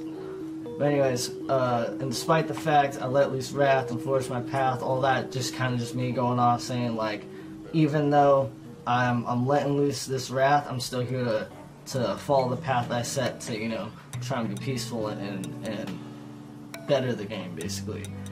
The Avengers back, ready, stacked, just throwing in that comic book reference, but referencing the Avengers of just, like, being my team, basically. I'm ready to stack with the Defenders WAPs, just shouting out, like, the other people I'm working with aren't necessarily in spirit animals, but I still consider them part of my team. Shout out all caps. Shout out MF Doom. Because if you know MF Doom, you spell that shit all caps. Now I'm charging up like Goku going Super Saiyan, about to fucking murk and roast you like Deadpool's cooking something amazing. Human Torch with that flame on, you gonna have your name gone, without a trace you'll disappear like the GoTA song. How like Goku going Super Saiyan, just, you know, me kind of like going off on the mic, basically just saying like, you know, I'm transforming into the next level, basically. About to fucking murk and roast you like Deadpool's cooking something amazing. That's just me like playing with the lines, you know, murk and roast, basically, you know, roast you like a pig, in the sense of, but I'm playing with you through a comic book reference, like, you know, I'm Deadpool, just silly and loose, but I'm, you know, I'm murk with the mouth and I'll shoot you in the face, and then, you know, fuck you. But then it continues, Human Torch with that flame on, you gonna have your name gone, without a trace of the spirit, that GoTA song. So me playing with the whole aspect of being fire and gas and all that, like I'm a Human Torch with flame on, that's what he shouts when he literally like transforms and turns on fire. You gonna have your name gone, without a trace of the spirit, that GoTA song, pretty self-explanatory. He's just somebody that we used to know. And I'll leave it at that. But anyways, from there it goes into the chorus, and then my second to last verse, I took the crisis and the secret wars and blended that together with the message of Del and the ideas of the last emperor. And now we're aiming at corruption and getting you to open up your mind. Wolfpack gonna have the revolution started just by spitting conscious rhymes. So basically, that's just the whole idea of the album. I'm just telling you what it is, you know. It's Christ on Infinite Earths, it's Secret Wars, it's Del the Funky Homo Sapien, it's the Last Emperor, it's just all those things blended into one for this whole entire album. And, you know, the other idea is me trying to open up your mind and get you to see what shit is going on in 2020. Because who don't want to see an army of lyricists and superheroes killing all these motherfuckers and making the bank account zero? You stuck on the same pattern like you're missing puzzle pieces because you don't quite fit together even if you had some adhesive. So basically just saying, like, you know, with all the superhero shows and movies and shit like that, like, who doesn't want to see an army of superheroes and their favorite rappers going toe-to-toe with everyone? Killing all these motherfucking villains, making bank account zero, basically just like taking them out the game and collecting that money that they used to get, basically. You stuck on the same pattern like you're missing puzzle pieces, just basically saying like you're stuck on that same choppy, fucked up flow, like it's getting old and repetitive. We've all fucking heard it. Yeah, and you know, you're just missing the pieces to finally like evolve yourself and become better and be a real lyricist. And you don't quite fit together even if you had some adhesive, like basically saying like, you don't work with this shit even if you were stuck to it with glue, you know, like you just don't Yes, fit. you are a piece to a puzzle, but not this puzzle. You're the wrong piece. And then from there it goes into the chorus, and then to my last verse, which is, I'm on point like Master Lee, wielding the green destiny. When it comes to hip-hop, y'all can put your trust in me. Cause I am the enemy of unintelligent, skillless, weak-ass rappers. While I really do this shit, y'all on screen getting paid to be actors. Basically, just trying to come at you with that other side of me, like I got that ninja anime hip-hop feel, so I'm trying to be like, yeah, this is me too, you know, B-Boy Ninja, giving you the main feel of who I am. But also referencing Master Lee and the Green Destiny, that's from Crouching Tiger, Hidden Dragon, basically. When it comes to hip-hop, y'all put your trust in me. Basically, pretty obvious, you know, you can trust me with this shit. And the next part just kind of saying like, yo, I'm the one going against that fucking bullshit, fucked up, lean mumble rap, and just, yeah, they're just getting, you know, we're out here really doing this shit for the art because this is who we are, but they just, you know, they're just actors, you know, they ain't really about it.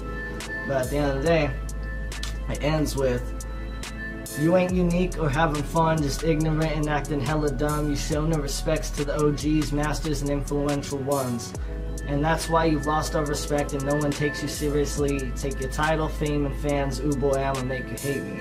Basically just calling them out, just like, you know, people are just like, oh shit, you know, they're just out to have fun. At this point, nah, you're just looking stupid and fucking causing people to be like happy to be uneducated and stupid and fucking not know anything. So, nah, at this point you're just being ignorant and acting hella dumb.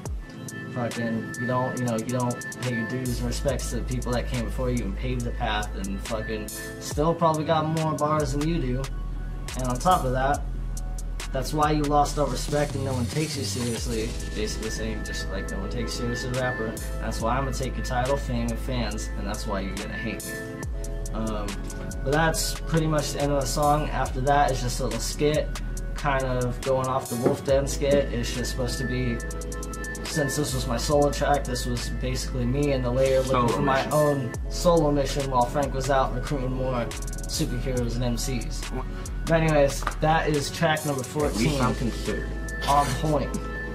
Alright, this is track number 15, Narcissistic Zombie. One of my solos on the track. And the whole main idea of this track was wait, I gotta make sure, yeah, this is right. Since I had already killed the Delinquent persona, this is him in the afterlife just pretty much accepting it. And just being like, well, fuck. Also, shouts out to Yakuzi, produced the beat. Oh yeah, shouts out Yakuzi. Caught this one for free. This one fucking tight. So it starts off with, which is also technically a chorus that goes into the verse, but it's really just all one verse and then a call back to that and make it in the chorus. So it starts off with, when I die, fuck it, cause hell's not even bad enough, cause I'm a walking nightmare, my energy is sad as fuck, so now I ride in the cell, and everything is padded up, I'm just trying to live my life, but the substances keep adding up. Basically, I just wanted to give a call back to Biggie Smalls' Suicidal Thoughts, and this is just me describing, or like, accepting who I am in the afterlife, and just dealing with it.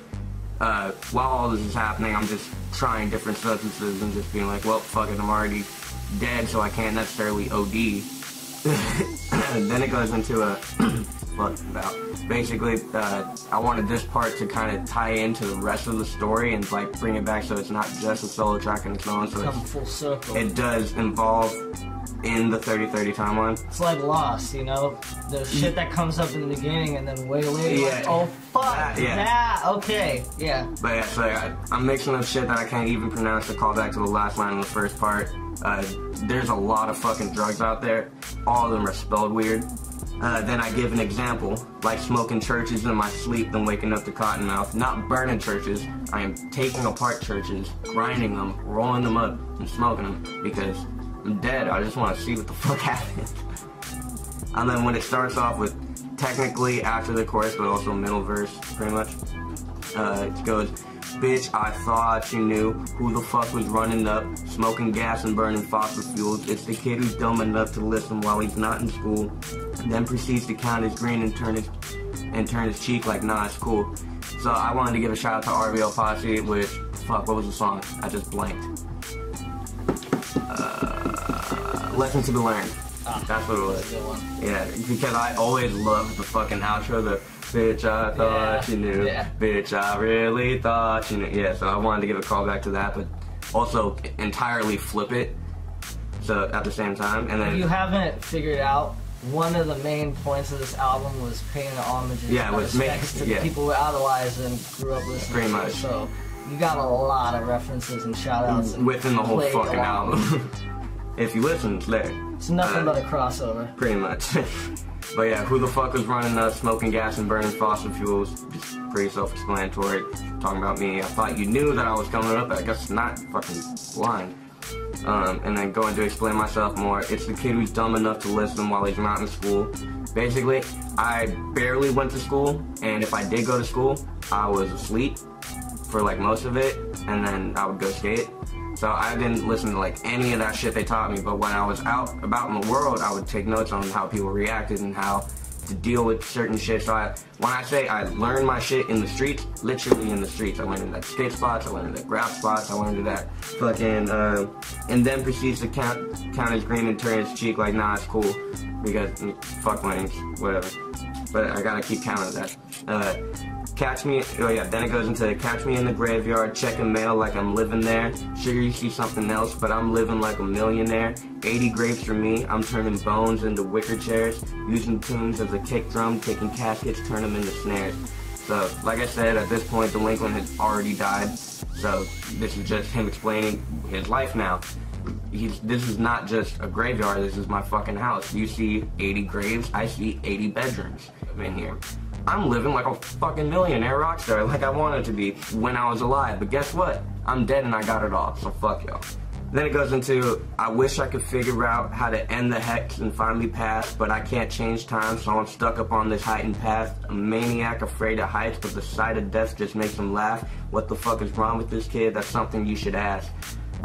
Basically, because Delinquent has already brought up a bunch of villains that are just taking over the fucking world and just trying to fuck shit up. Mind you, they're getting stopped, but they're still trying to do it, and he's like, damn, I'm part of the reason why that is. But fuck it, I'm not a time traveler, and here I am. And then what I mean by heightened path is like, we all are eventually gonna die, so that pretty much we're all leading to the same place, which is the place you should go. It's just wherever the fuck you end up. So that's what he means by the heightened path. It's no longer just a downward spiral. It's like, well, I've gone down, fuck. But the side of death just makes him laugh. We've all seen every fucking slasher horror flick and laughed our ass off when we've seen that dumbass white bitch trip over nothing and get stabbed in her titty. Come on, you know that shit was funny. What the fuck is he doing? Exactly. Like, come on. Hey, put your shoes on. And then it goes into, I'm not looking for the reason I gave up on that side of life. I've come to accept I'm a bee in my grave with a master knife, with nobody to look at, just the moon and the parasites, until I decompose and become one with the living night. Basically trying to explain the whole verse within this part of the verse, meaning I'm not looking for the reason why I was created, because that you're just gonna waste your fucking time with that. I'm gonna just do me. Still gonna be me, I'm still gonna be masked up, I'm still gonna be slicing motherfuckers with this motherfucker. So, at the end of the day, I'm still just gonna be me, and I know where I'm gonna end up, and I'm cool with that. With nobody to look at, just the moon and the parasites, because I keep popping in and out of my grave, but then again, I'm literally in a grave. And then until I decompose and then become one with the living night. So until I fully decompose and I'm just a soul walking around Earth, fucking with people, slamming their doors, opening kitchen cabinets. I would be that ghost. And then it goes back into the chorus, which was explained in the beginning. And yeah, that is the end of Narcissistic Zombie, track number 15. Yeah. Bitch. Yo, what's happening, everyone? This is track number 16, Small Problems Rebound. So for this one, it starts out with a little intro in here. I'm like, hey, yo, D, we're gonna do this one more time. Yo, D, let's hit him up with that rebound. Just in case y'all don't know, we did this song once in the past, and we decided, fuck it, we want to do it again. We actually got the rights. Yeah, this time we actually got the fucking rights. Shouts out to Kobe. The homie. Fucking, yeah, so anyways, from there, it goes to the chorus, which Frank and I both actually do on this one. It goes back and forth. So I start off, fuck, you know we got it, we just gotta get up and show it. Fuck, you know we own it, we just gotta seize the moment. And then I go into, and no matter what happens, we take that time and you hold, or no matter what happens, you take that time and you hold it. These small problems shine through the light, all glittered and golden. I continue on. We got many problems, but we're gonna overlook the small ones. About to leave the biggest mark on this earth when we're all done. And then I go into, and most of the time we like to chill and just have fun, but I'm gonna hold my glass up high just because I got one. And that's the chorus, which is pretty obvious, you know, it's not real lyrical. We're just going simple like, yo, there's a bunch of shitty problems out there, but we're just trying to stay positive. Also, this is one of our like few positive songs. Oh yeah, for real. we had to throw at least one on there. I like it. It jumps into the first verse, which I started off. Ninja stepped to the mic, he brought direct focus. Ripping and killing to save the dope, lost, and the hopeless. Look at the clock, it must be time to upgrade your gray matter. Cause fuck the bullshit, extra stress, yo, none of that matters. That's just me. First line basically saying like, yo, I came, and me playing with the words here, I brought direct focus, like got all my attention, but I also brought my brother, Direkt, the Delinquent. And from there, ripping and killing to save the dope, lost, and the hopeless, just like anyone who is, the minority or like who are being counted out, you know, the underdogs, that's who I'm fighting for basically, you know, to bring them up. And then my last few lines on the first verse is just, look at the clock, it must be time to upgrade some gray matter, just like, yo, you need to educate yourself, you need to be more woke, you need to wake the fuck up. Kids. Exactly. And then just fuck the bullshit, extra stress, yo, none of that matters, like, hey, none of that shit matters. All that matters in life is just being happy, being positive, doing what you need to do. So that's what I was doing with that. And then Frank takes over the... Yeah, it goes into my verse, starting off with fully equipped with the ability to change the topic because my flow got more pressure than was coming out your faucet. But anyway, I spray my name and some tell me to stop it. That's the only way for me to stray away from the narcotics. So I start off with fully equipped with the ability to change the topic. I mean, okay, he said what he said, but I'm gonna change the topic and just do me. Saying what I'm saying. And the reason I do that is because my flow got more pressure than what's coming out your faucet. If you don't know your water pressure, and if that shit's low, you fucked. But whoever I'm spitting got more pressure than that, and you're not gonna be able to handle it. But anyway, I spray my name, and some tell me to stop it, graffiti shit. But it's the only way for me to stray away from the narcotics. Fucking, I choose to do grass instead of do coke or do heroin or do, you know, stupid drugs like that because I got a can of paint and I'm trying to just write my name on shit. That's my drug, my addiction. Taking more positives to the shit.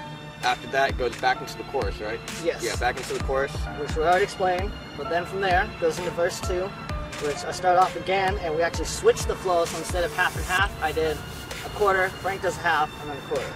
But it goes, life's great if you take time to appreciate the small things, like how beautiful the sky or how lovely the birds sing, and fuck even with just one friend or family member, that would make it worth living through the bad weather. Me just basically saying like, yo, stop and smell the flowers, you know? One of my favorite quotes, Ferris Bueller's Day Off, is life moves pretty fast. If you don't stop to take a look around once in a while, you can miss it. So that's just me trying to hit on that point, basically. And just saying like, you know, no matter how bad it gets, if you got at least one friend or family member who got your back, you're fine, bro. Chilling. You keep going. It doesn't matter. You keep going. You hold on to that strength. But from there, Frank jumps in. It goes into shit. I wake up late, skip breakfast, and run all my errands. The fact I hate spending my funds is highly apparent. I can barely make time to go out or hang with my parents, yet I never go outside. Why? Because I start to feel embarrassed. So the whole reason for this part of the verse was I wanted to add, like, in essays, teachers would always make me write a counter argument. So that's what this essentially was. That, like, yes, this is a whole positive verse, but this is the bad outlook on it. This is why I'm positive now, because I had to do all this bullshit just to get where I'm at today, and I'm happy for it. Showing the perception. So yeah, shit, I wake up late, skip breakfast, and run all my errands. That's just, you know, daily life. The fact I hate spending my funds is highly apparent. Motherfuckers broke. I can't be spending funds like that. So I gotta do what I gotta do to, like, with my money and make sure that's a smart move. I can barely make time to go out or hang with my parents, yet I never go outside. Why? Because I start to feel embarrassed. It's like, yeah, I know I have all this shit that I gotta do, and I know that people understand, but I mean, it still feels bad for me because I want to be able to go out and I want to be able to, like, hang out with people, but that's just not the life I was living at that point. So that's what I want to express with that. And then after that, I get the last lines of the verse. oh, that's right, I forgot about that. But it continues. Every day is an opportunity and a choice presented. What you're gonna make of it, what you get to rep and see. I'm about art, connection, and memorable experiences, like when Direkt and I get into the lab to experience bliss. Now, this was actually me talking to two different people at the same time. One, kind of playing off what Frank was just trying to say, as well as playing to you, the audience. So, life's great if you take time, or no, sorry. Every day is an opportunity and a choice presented. Just basically kind of playing off, yo, Frank, you have these two options as well as audience. You can either make the best of it, you can make the worst of it. It's, you know, those are two options. Red pill, blue pill. Exactly. So what you're gonna make of it, what you're gonna get to repping, like what you're gonna be about, you know, what are you gonna stand for? And then continues, see, I'm about art, connection, and memorable experiences. Those are the three most, like, important things in my life, basically. Like when Direkt and I get into the lab to experience bliss, just kind of going off that peace and contentment of, like, that's when I'm most at peace, is being Direkt, just doing our shit, working on music, you know, in the lab. But after that, it goes back into the chorus, and then from there, we have this little outro. That was just shouting out to Kobe, because... Wait, is that part of the last verse? Or did we oh, go quarter, maybe that quarter, was. quarter? Actually, yeah, I think that was. Oh, yeah. My bad. Okay. I got one more. Okay, so actually, it's not quarter, half, quarter. It's quarter, quarter, quarter, quarter. So, my last verse goes into the melt and begins to disintegrate. Science lesson. Deal with that how you will. Then chorus one more time or straight to outro? Yes, then it is the chorus and then the outro. Straight to outro. Giving a shout out to the homie Kobe for letting us use the beat. Y'all go peep him out. He's a real G. Like I said, literally, I just asked him, like, hey, yo, bro, we want to use this beat. And instead of being like, yo, it's $50, he was like, use it. It's yours. We offered to pay for it. We're like, dog, let us know how much. And he's like, use it. Support the homie, the Kobe. He's out here supporting small artists like us. Anyways, that's track number 16. Shut the fuck up! Track number 16, Small Problems Rebomb. What it is. Numero 6. Alright, so this is track number 17, 408. So, it comes off with a little intro. It It's actually a fake recording message I made to myself, like hitting up EB about the beat, and then he just kind of responds like on his line, and then it jumps into the chorus, which I had first wrote pretty basic. It was just, I'm from the 408, we're from the 408, he's from 408, yada yada. But then when I hit with Frank came up with adding on to it, and I just liked how it went after that, so that became the chorus. But from there, it goes into EB's verse, and from EB's verse, it goes into the chorus again, which I already explained obviously. But then I take the second verse, and I go, I'm from the 408, Cali on the license plate, rest in peace to Mac Dre, real G from the Bay. That's how we do it all day, hard work, hard play, throw the middle fingers up if you be feeling what I say. Basically just kind of giving you the feel for everyone from the 408 and just that shit, shouting out Mac Dre, just saying like, yo, we work hard but we play hard too, basically. Next part goes, cracking 40s, popping mollies, or sipping on the Henny. Out in the Bay, we keeping partying all plenty. Downtown San Jose, we out to C-Mac Mall. Club getting so hyphy, we all bouncing off the walls. So that's just kind of saying, just like everyone's, getting fucked up off something out here in the Bay. We're just partying and doing what we do. And next part is me kind of referencing the night out I had where I went to go see Mac Dre with a couple friends and just... Mac Mall. Or Mac Mall, yeah, sorry. And like the pub was just fucking cracking, dude, because Mac Mall's the shit. But anyways, what you know about ghost riding on the way to the function? Tell me what you know about the avenue and the junctions. What you know about drinking at the park after dark. Smoke a couple blunts while the car is in park. So that is all just like regular shit that a lot of people do out here in the Bay. We'd be drinking at the park, smoking blunts in the car, shit like that. But I continue. Watch out for the rats in the streets on some thug shit. Watch out for the cops on the beat with that rough shit. Keep it real or them cutthroats will fuck you up. Out here it's a battle to see who's gonna blow up. So that is just saying like, yeah, it's all cool out here in the Bay, but you still gotta watch out for those shady ass people out there. You gotta watch out for the occasional cop who's on a power fucking binge, and pretty much, yeah, just pretty self-explanatory shit. And then at the end of it, it's just out here it's a battle to see who's gonna blow up, just like the Bay has a lot of people striving to be artists, DJs, rappers, whatever, and fucking so it's a battle out here because there's so many of them.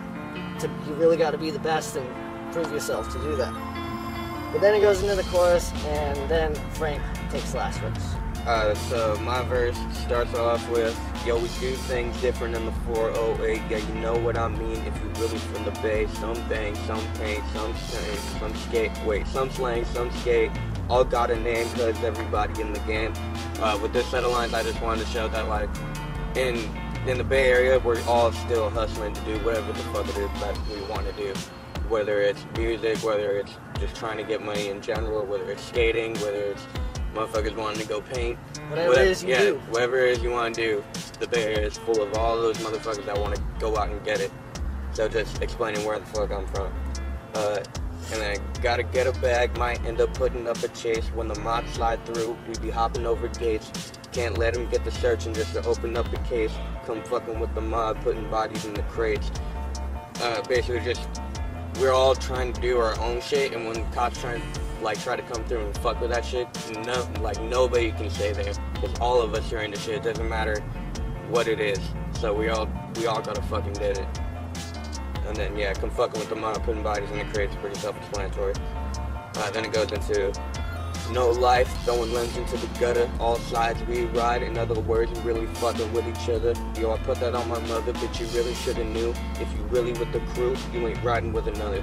Basically, especially in San Jose, I found it doesn't matter which side of San Jose you're from, if it really comes down to it, all of San Jose stands together to do some shit.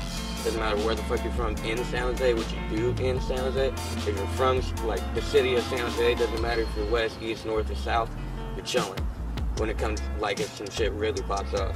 So that's what I'm explaining in that part of the verse. So unity. Yeah, and then yeah, bitch, you really should have known, if you really with the crew, you ain't riding for another. Doesn't matter if you down, you stay down no matter what. Essentially. And then goes into, we gon' pop up and stock up and claim all your jewels. Ain't no talking, end up with your name on the news. We pop bottles and also keep popping Glocks too. Yeah, we know you don't like it, but fuck you gonna do. Basically going to explain, the whole verse. If you start some shit, we're gonna pop up on you, rob all your shit, and then fucking murder your ass, and nobody's gonna fucking, like, say nothing, but your name's gonna end up on the news the very next morning as a fucking murder. And that's the end of my verse. And yeah, that is pretty much track number 17, 408. It's fucking cold. So this is track number 18, Passion. Finally legal. So this is actually my last solo song I did for the album. And on this, I actually got Joey to feature on it. He did the first verse on Shout there. out Joe Prince. But from there, it goes into the chorus. I'm bringing that melody with that real flow. I never be sacrificing my skill though. I be flowing my words with some real soul. I'll always be keeping it true, yo. Everything we do with passion, baby, you know we everlasting. Cause this heart we got ain't come from acting. This heart we got goes into rapping. So that first part is actually a shout out to Logic. I forget which, I believe it's Life is Good. He says a line something like, cause I'm kind of blanking at the moment, but I never be sacrificing my skill though. I actually can't remember that shit now, I'm not even gonna try, too late. But anyways, yeah, that's a shout out to Logic right there, and I just kind of played along with that for the chorus, and then also it's just kind of give you the basis of just why I fucking do this and shit like that, as well as, you know, Joey and the whole team. But basically just saying, you know, like, I be flowing my words with some real, so like, I'm speaking poetically, you know, I'm not rapping, like, this is shit that's coming from the heart, it's not just fun or whatever. But just, and then continuing on, me just saying, like, you know, I'm just keeping it real, keeping it trill, just being true to me with what I say. Everything that I'm doing this with passion, and fucking that this shit is gonna be, you know, it's gonna last forever, ever long, like Foo Fighters. And, you know, this heart we got ain't come from acting, like, it's not from acting why we're doing this, you know, we're not actors, we're fucking rappers. This heart goes into it for rapping. But yeah, that's the chorus right there. It continues. I get stressed so much just being human. I wish I had some wings to get through it. My blade whispering in my ear telling me she ready for the beef cause she feel hungry. What a freak gave me brain right in the street. Love popping off on those who can't find the beat. You mumble so we don't hear you miss the kick in the snare. You be like where, I be like there. So that first part is another shout out actually to Chewy. I believe it was the song Time.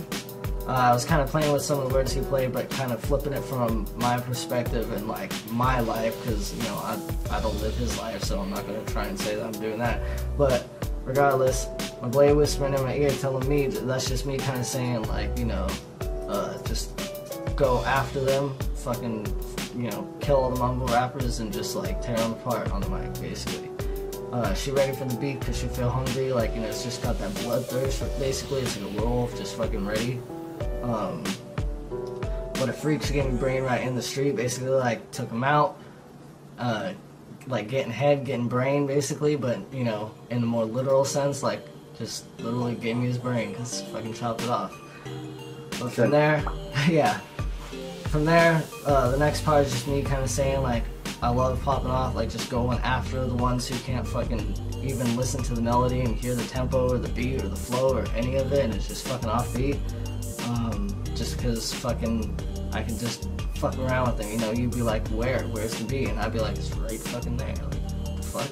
So from there, just continuing on that first part I was saying, but just continue as my actual day-to-day out here, you know, working my normal job, I'm still managing to do all this music shit, you know, and fucking just like, I've got more passion in just an ounce of my pinky than all of you. But from there, it's just continuing, you know, like fucking, just like I'm the top tier, you know, you're just, you know, you're barely level 3, I'm coming after you, I'm gonna take all you have, basically. I'm digging through the beats, it's just gonna be, you know, looking through the beats, like which one I'm gonna do it to, which one I'm gonna kill it to. So it's just, you know, now I got you in my eyesight, middle of crosshairs, like, oh, now I found the beat, like, that's it, you're done, you're the crosshairs, basically. Little rabbit don't cross me, because I might do it on there, just like, don't give me a fucking reason to, because I'm all loaded up now, I got everything I need. But from there, the toothpicks and spit out your gold chain. So from there, it's just saying, like, just basically explaining the reason they do it versus the reason I do it, pretty self-explanatory. From there, I kind of flip the flow. I do it with style, skill, and precision. Are you with the rebellion? You know, basically like the whole rebellion being the team we're talking about, and the entire album, the song, basically. Quick make a decision, like, you know, I'm not giving you a chance, like yes or no, it's this, you ain't got no time, no hesitation, which is it? Big Price and I can eat you up like venison, just keeping to that Wolfpack persona, basically just, you know, venison is meat, we're gonna eat you up. Fucking cannibalistic artists eating up your brains, like zombie type, like now we're getting like real dark with it. You really don't need that, thinking for you just drains, like, so we're eating your brains just because you don't fucking use it, you're so dumb, so might as well just take it, cause pass me the toothpicks and spit out your gold chain, just basically saying like, finish my meal, done, appetite's full, pass me the toothpick, spit out the chain like it was a piece of bone or something. But anyways, it ends with, you be mad wasting hell of time, I be working that 365, 24/7 on my own label, that's right. Made direct vice pres, so we keep all the rights. We assembling a team, call us Avengers, save the rap game, boom bap revenges. My soul in hip hop is bound and tethered, a rose and some weeds that's becoming withered. So this is just me kind of playing with a bunch of my old rhymes that, you know, from songs that I never released, and just reworking them because now I'm a lot better in my skill and everything and approach. So just basically saying like, you get mad because you're wasting a hell of time while I'm, you know, spending all my time just doing me, you know, doing this because it's fun and it's fucking what I want to do and I'm passionate about it. And, you know, from there, owning my own label, because I do. Spirit Animals is owned by yours truly and the senior vice president right here. Sorry. And I did that so we keep all the rights and we keep all the money and we ain't gotta listen to no one and we can make the music we want to fucking make and not have to worry about trying to fulfill someone's quota, needs, or image or anything like that. But from there, we assembling a team, call us Avengers, save the rap game, boom bap revenges. That's just kind of playing with the comic book references as well as referencing all the people we're bringing in and trying to work with and shit like that. But from there, it just kind of ends with my soul in hip hop is bound and tethered, like, this is me, I'm stuck to this shit, you know, this is my home, you know, I'm fucking tethered to it. And basically I'm a rose and some weeds that's becoming withered. It's just, you know, I'm that one flower blossoming versus, you know, all the weeds, the mumble rappers that just surround me, basically. So, but that is the end of my verse and then it goes into the chorus. But that is track number 18, Passion, featuring Jig Price. A legal track. This is track number 19, Crisis on Infinite Beats, album version, produced by Cadence. So for this one, image what's going on with my head. Actually, before that, isn't it Ninja with the Blade and Mask? That's right, I forgot for the album version. Yeah, the intro is a super old fucking song we did. One of the first songs we ever did, actually. Yeah, it was like the second verse I've ever written. Yeah, so that's an old sample. Yeah. When I want to say I was like maybe like 16 and Frank was probably like 11. Yeah, 11, 12-ish. But yeah, so it starts with that as a throwback to our old shit, just for fun. But anyways, first verse I go, basically just saying I'm the gas to a flame, like I'm gonna ignite this shit, it's on fire, you know? Carnage symbiote, watch me go insane, just, you know, give me that like, evil kind of vibes going on here, like I'm going crazy with it. Laugh like the Joker's, eat your brain, taking that Carnage symbiote but putting the Joker's madness into it. Which is fucked. Yeah. So from there, it's just me saying like, yo, don't go and crash trains, you know, don't fuck up, you know, don't mess up your shot, because, you know, I'm crash a train, yeah, dumb motherfucker. I'm level 100 and I play like a game, like, you know, I'm top of the skill and, you know, you're just a game I'm playing you. From there, I'm in your mind frame, your system all changed, like basically like a hacker, I'm inside the mind frame, getting in all your system and shit. And yeah, just got you in my sight, locked on like the range, like, you know, a gun range, so you're in my sights. But from there, I continue, and I'm so dange, kind of off, that's short for dangerous. These magic bars gonna hit you like strange, like Doctor Strange, you know, bars are fucking magical. Save the multiverse, I don't care what I gain, I might die 12 times, but it's worth all the pain. That's a reference to the actual Crisis on Infinite Earths comic book that the beat idea came from me. that's just kind of me saying, like, I don't care how many times I gotta do this, how many times, like, you know, I'm gonna fucking die, I'm gonna save the multiverse with this shit. But, continue. You can call me the arrow, fuck with the archer and aim for the barrel, pinpoint accuracy, you're fucking with a dapper C, I'm coming for the demon's head, so Roz I'll be. That's a arrow reference, as you can tell, you call me the arrow. Fuck with the archer, aim for the barrel, pinpoint accuracy, just saying, like, you know, I'm so fucking accurate and precise with, you know, my bars that, like, I just cut through it like, you know, through an arrow. And then I'm coming for the demon's head, so Roz will be just me taking over the League of Assassins, you know, just basically the corrupt in the game, the ones who aren't doing it right. That's just me, you know, just saying, like, yo, I'm gonna take this shit, I'm gonna be the demon's head. And then I continue, and they call me the Flash, maybe twice as fast when I hit a full dash, plus quick with the quips and the wit, like Spider when he gotta go and exchange hits, showing that more playful side of me, you know, how I'm like more like Spider-Man and Flash, like so fast with the lyricism that, you know, I can be twice as fast, and then I'm also quick with the quips and the wit, you know, just kind of like, I'm, you know, I got the puns, I got the wordplay, I got all that, just, you know, kind of referencing more comic book stuff. Continuing, I go, chilling in Gotham, standing on a roof in my city, I'm watching, but the city is wrong, but I can give what I got in this criminal problem, this corruption I'm solving. So me just, kind of playing off that 2020 vibes we're going through the album, just saying, like, you know, watching over the city and it's turning rotten just like Gotham City, you know, but I can give what I got, as in, like, you know, I can dish out exactly what you're gonna give me, so, you know, it doesn't matter, it's gonna come back full force. This criminal problem, this corruption is all just me, just, you know, trying to be more woke and displaying all that corruption out there in the world.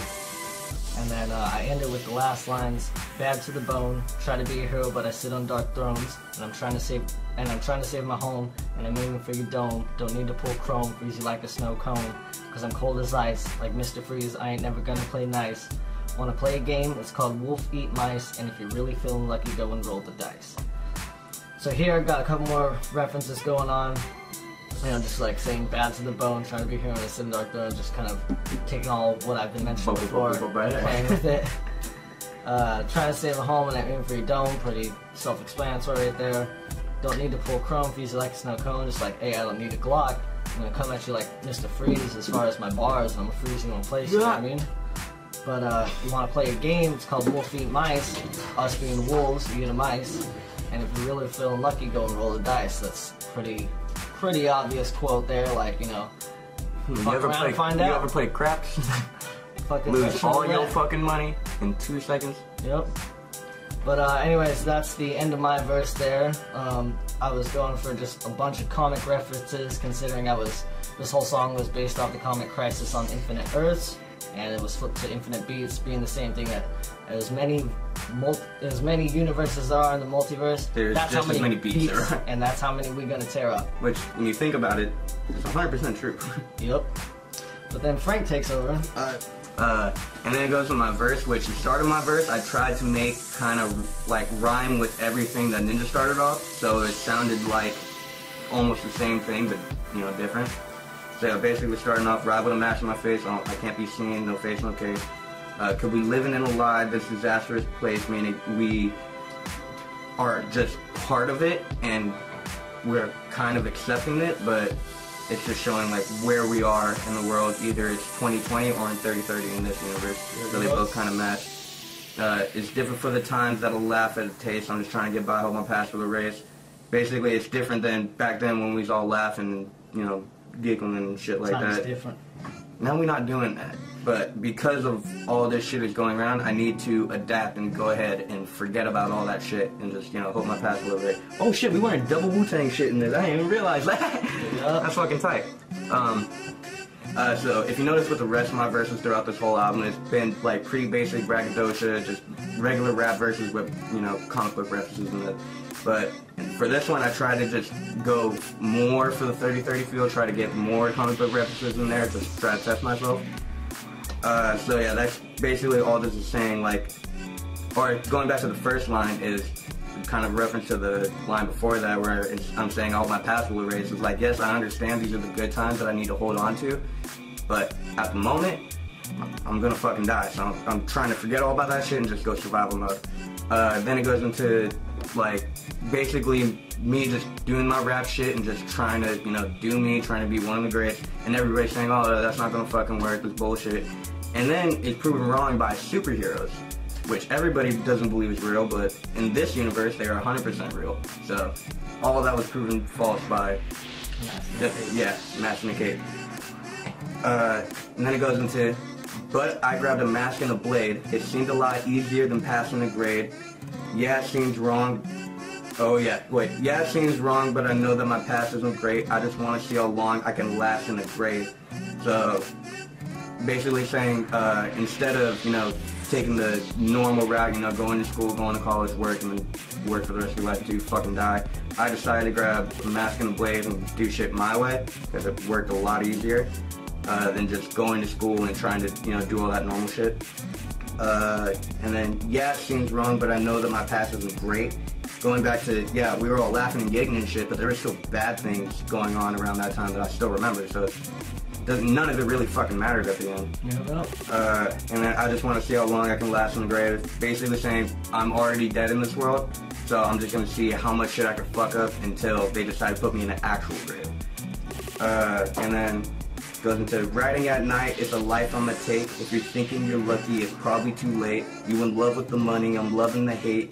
Now I'm thinking you probably don't know your fate. Going back to the, you know, no face, no case, also can't have a witness there. If you're thinking you're lucky, then it's probably too late. You can run and hide all you want, and you can be hiding for a while. Next thing you know, I'm right fucking behind you and stabbing your ass repeatedly. You're done for. So, no point in that either. You in love with the money, I'm loving the hate. Basically, I'm an attention whore. As long as you are fucking talking about me, it doesn't matter whether it's positive or negative. Thanks. Now I'm thinking you probably don't know your fate. Going back to the last line, you're in love with the money. Basically, that is the one thing you are living for. You're not going to have any of that money when you are 6 feet under inside of a grave, dude.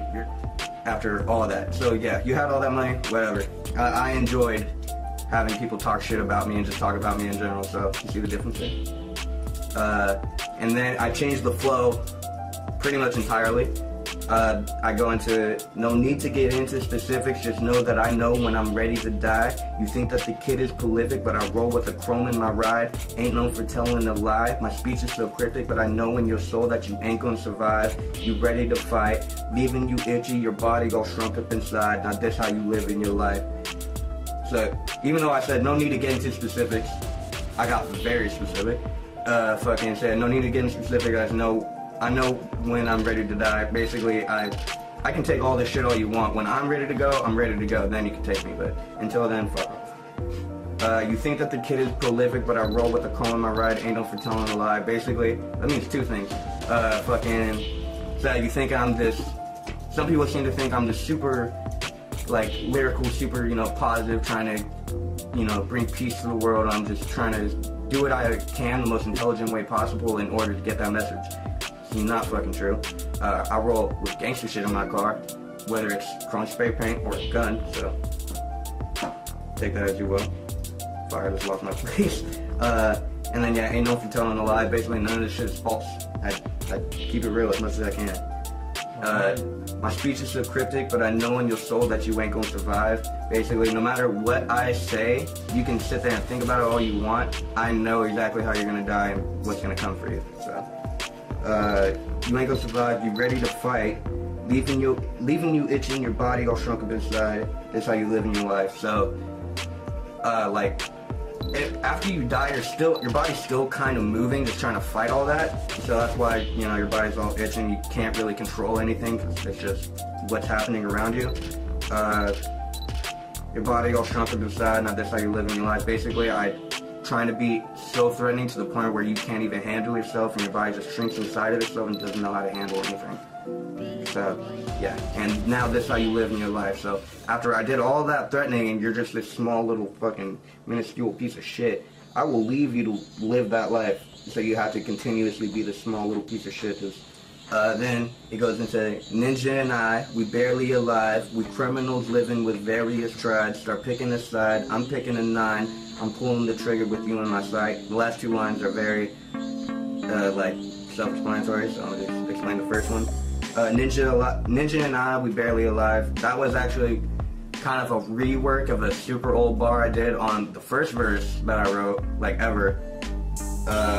I just kind of wanted to bring that flow back because I remember really liking the flow, but it's just I wasn't as developed in rap as I am now, so now I'm able to work it in different ways. So yeah, Ninja and I, we barely alive, meaning, you know, we've been fighting this fucking war for a while, but we still here, but we hurt.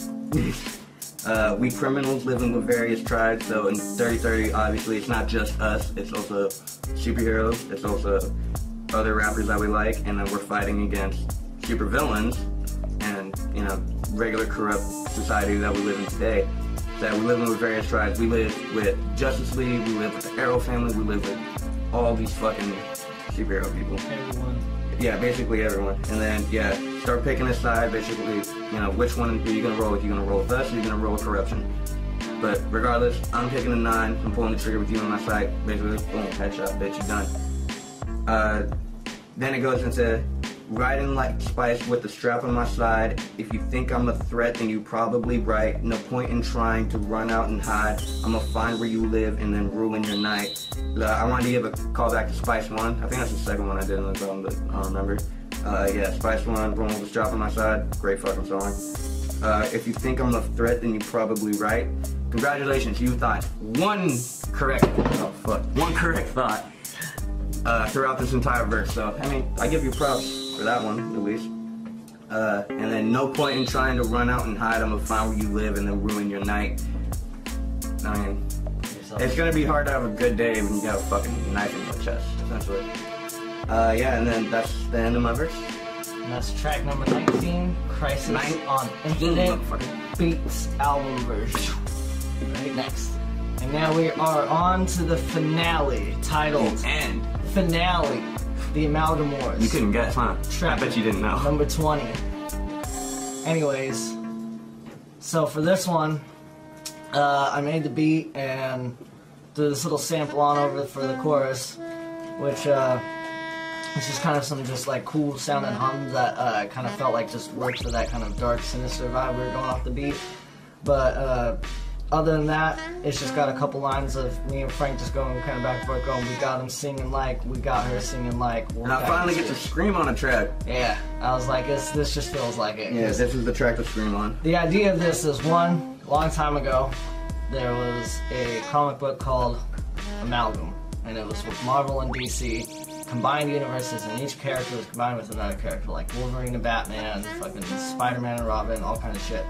Point being, that's what this was all about, and we were also taking a take off the Dark Knight's Metal comic and playing with those ideas, as well as the Amalgamverse, and just going crazy because this was the finale song for the album, so we just, you know, we wanted to have fun with it, we wanted to go hard with it, and we still wanted to get those comic references, so we got a bunch of those in. But the first verse is where I start.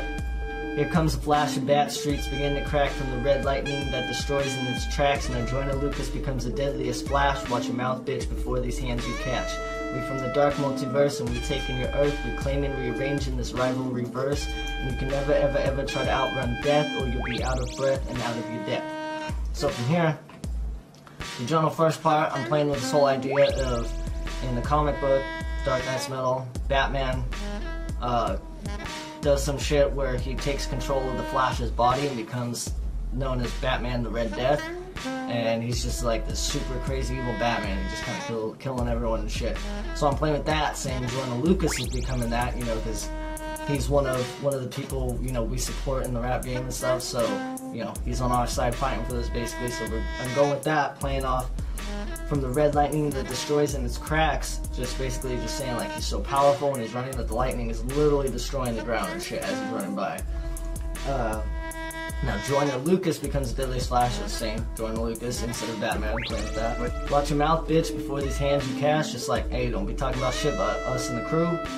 We from the dark multiverse and we taking to Earth, referencing the comic, we're from a dark multiverse, we're not from a normal one. We claim and rearrange in this rivalry verse, being a play on words, a verse is obviously a set of lyrics in a song, but it's also, as in multiverse, I'm playing with that idea, like it's an alternate universe, so we're fighting not only these mumble rappers, you know, on their verses, but we're fighting alternate universes too, between that, so just kind of wordplay with it. And then you can never ever ever try to outrun death, or you'll be out of breath and out of your depth. At this point, the Flash has outrun Death, okay? But now you got this crazier Flash, who's Jordan Lucas now, even faster. Like there's no way you can outrun Death now. Like he's already twice as fast as Death. But and if you try, you'll just be out of breath and you'll be out of your depth. Like you're out of your league. It's not gonna work. Yep. Like that. But anyways, I continue. Amalgamation, fuck this Green Goblin Nation. I'm like Jason Todd, I ain't no Dick Grayson. And that mumble rap always got the dick racing. Wolfpacks say fuck that, but we still paper chasing. These bats are threatening, these racks are collecting. Red Death is attacking, and he said, fuck Donald Trump, we rep Gotham City. We so villainous when we have to get down and gritty. So from here, amalgamation just shouting out like this is what all this idea is.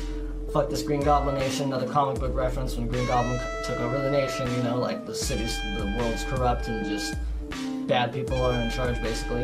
And from there I go, I'm like Jason Todd, I ain't no Dick Grayson, I'm the one with the guns. I'm the one who ain't afraid to murk a body, you know what I mean? I ain't no Dick Grayson, I ain't out here. Yeah, I was about to say on the other hand, Dick Grayson. But from there, and that mumble rap always got the Dick Grayson, just really like, dude, they got a hard on for this mumble rap shit, so yeah. Wolfpacks say fuck that, because we ain't about it, but we'll still be paper chasing, you know, we're still going after that money, because we gotta do what we gotta do. These bats are threatening, pretty obvious. These racks are collecting, rack green money. Red Death is attacking, and he said, fuck Donald Trump, we rep Gotham City, pretty obvious. Fuck up. We so villainous when we have to get down and gritty, just like, hey, if you're throwing us to the fire, then we ain't afraid to get down, you know? We'll throw it out if we got it. Like I said, if you don't want the smoke. And then from there, it goes to the chorus, and then to Frank's verse. So my verse is a little bit different. So basically, the main idea for this is my delinquent persona has been a part of the corrupted side and is helping them, while Direkt is against that shit. So I start my verse with the villainous reaper, the one they can't stand, with a mask on his face and a blade in his hand. This mysterious creature stays buried in sand, just to rise to the earth and give hate to the land. So this first part is just describing who this person is, which, if you can tell from any of my other verses, this is the delinquent, obviously. Rises with a mask, blade in his hand, pretty obvious shit. Just to rise to the, this mysterious creature stays buried in sand, just to rise to the earth and give hate to the land. Basically, I don't use the delinquent until I have to. So the delinquent will come out when he wants to start shit and he wants to tell people they're fucked up. And that's all he's about.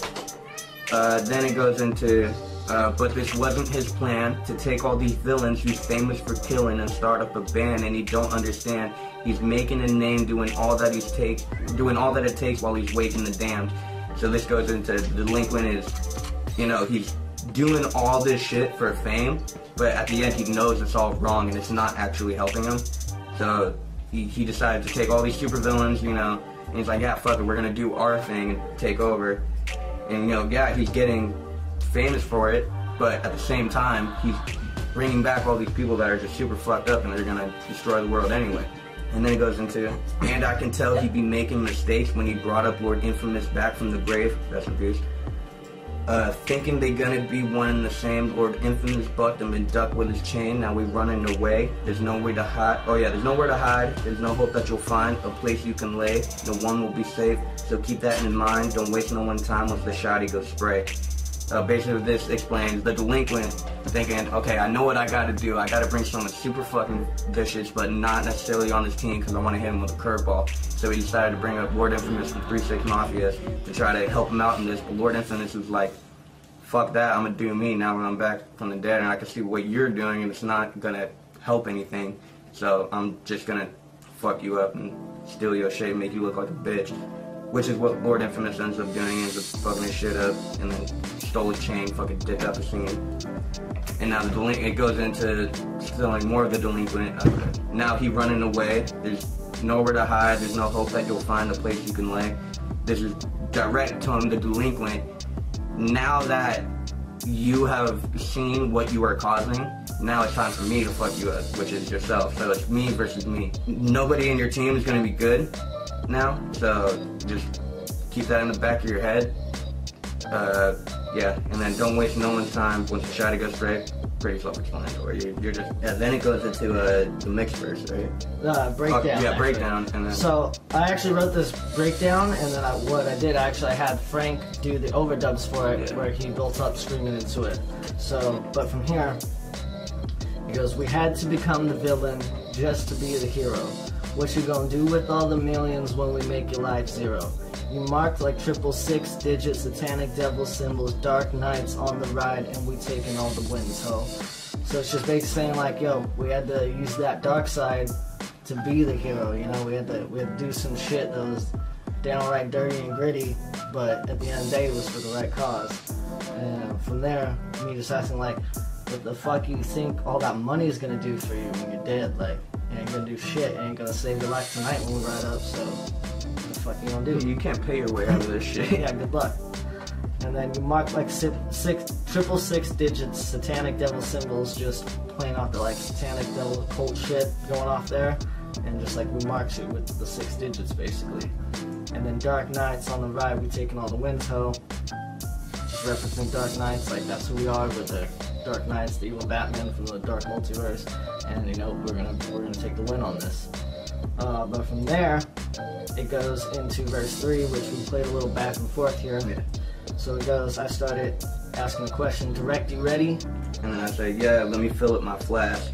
I'll call Red Death and we'll get the mask. Where's the bats? We need the one who laughs. I left him dead in the street with a blade in his ass, and I was about to ask, what the fuck happened to Wayne and Flash? Which of you villains gonna make them gasp? Who wants the crowbar? I claim that task. Oh wait, that's you. Wait, who? And then I go, who else do you know gonna feel the wrath? Step up to Delinquent, I promise you gonna be regretting the past. You're scheming like no other demon around. We murking whoever's defending the town. Then I had to finish it on his. We scheming like other demon around. But I don't mean to brag. We a couple of killers who don't make a sound. And then I finish it up with, we raising up hell because we're coming unbound with pack hungry enough to aim for the crown. So the first few lines are pretty self-explanatory. It's just me asking Frank, like, hey, you ready? This is Direkt now, it's not the Delinquent died. Yeah. He dead. Yeah, over. So me asking Direkt, like, hey, you ready? And he's like, yeah, let me just get my flask. You gotta have a Jack and Coke with you. Exactly. And from there, I'll call Red Death and we'll get the mask. Like, we're gonna get suited up. I'm gonna call Joyner and be like, hey, yo, we got some bodies to murk. Where's the bats? We need the one to last. Like, I'm like, where's the Batman who laughs? Where he at? Yeah, and then I go, I left him dead in the street with a blade in his ass, which if you read the Dark Knight's Metal. Yeah, it's Dark Knight's Metal. I was about to say fucking Dark Death Metal again. Basically in that, the ringleader of the whole shit was the Batman who laughs. He was the one who got all the Dark Knights together in order to like take over the world or multiple worlds. But I decided, I was like, nope, I'm gonna leave that motherfucker dead in the street, just rotting. Yeah, so that was all for him. And then I was about to ask what the fuck happened to Wayne and Flash, just give him a couple more references. Yeah. And then we roll with Bruce Wayne, so. Yep. And then from there I continue on, which of you villains gonna make him gasp? Just like, alright, well, who's gonna take Batman who laughs spot? You know, who's fearful enough to make all these motherfuckers gasp at how fucking dark you are? Anyways, then I play a little Robin reference to the Jason Todd, the one who died, Red Hood. Who wants the crowbar? I'll claim that task. Like, basically, like, who wants to get beat the fuck up by a crowbar? Like the Joker did to Red Hood. And then Frank goes... Basically, mine's just another play on that, which is, who else do you know gonna feel the wrath? Who else do we know that's gonna, like, take the crowbar and shit, but who else do you know that's also gonna deal with the rest of the bullshit that we bring into y'all? Yeah. Then I go into a little bit change of the flow. I go, step up to Delinquent, I promise you're gonna be regretting the past, so you're gonna step up to me, you're not gonna fucking like it, and literally as time is moving, becoming the past. So that's why you're gonna be regretting it, because even though it's like that, you got fucked up, so. Yep. And then I keep that flow pretty much going. We scheming like no other demon around, just like that Batman laugh shit, like we're just plotting, scheming, trying to figure out how we're gonna do this shit. We murking whoever's defending the town, just like whoever's trying to stop us, like we're gonna take him out, no holds barred, you know what I mean? And then it's, we're a couple of killers, you don't make a sound, guys. But don't mean to brag, yeah. Oh yeah, but don't mean to brag, we a couple of killers, you don't make a sound, so yeah. I'm not trying to like, I guess toot my own horn, but I've been doing this shit long enough to where I'm silent and deadly, you're not gonna feel like a fart, you're not gonna see me. Yeah, so, that's what that was. And then I ended up with, we raising up hell because we're becoming unbound. Basically, like, you know, the shackles that would hold us down, we're unbound now. We're just cutting loose, giving all we got. and Wolfpack hungry enough to aim for the crown. Like, we're so fucking hungry. The wolves are so fucking hungry. No, we eat you, but we also eat that fucking piece of metal on head. You know, normally the wolves, they'll go after the prey that they can get, but we're so fucking hungry and starving in this game that we're going off the top. We're going for the crown. We're going for the prime rib. The motherfucker you don't want to fuck with, that's who we're going for. But, yeah. And then from there, it ends it with the chorus and the outro. But that is track number 20. Finale, Amalgam Wars. Like, it's a 2 and a 0. Comes a flash of acid, begin to crack from the red lightning that destroys these tracks. Now join the Lucas comes the deadliest flash. Watch your mouth, bitch, before these hands you catch. From the dark multiverse and we've taken your earth. We're claiming rearranging this start of reverse. You can never, ever try to outrun death. You'll be out of breath and out of your depth. Amalgamation, fuck this new omniscient. I'm like Jason's odd, I know dick racing. And that mumble rap always got the dick racing. Wolfpacks say fuck it, but we still paper chasing. These bats are threatening, these rats are collecting. Red Death is attacking and set. But Donald Trump, we rep Gotham City. We so villainous, rolling to get down and gritty.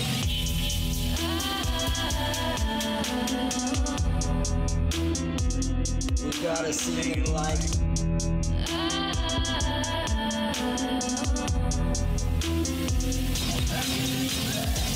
this reaper's the one that can't stand with the mask on his face, with the blade in his hand. This mysterious creature stays buried in his sand, just to rise at the earth and give hate to the land. But this wasn't his plan, to take all these villains. He's famous for killing and start up a band, and he don't understand. He's making a name, doing all that it takes while he's waking the damned. And I can tell that he be making mistakes when he brought up Lord Infamous back from the grave, thinking they're gonna be one and the same. Lord Infamous bucked him and ducked with his chain, now he running away. There's nowhere to hide, no hope that you'll find a place you can lay, no one will be safe. Keep that in mind, don't waste no more time, once that shiny goes right.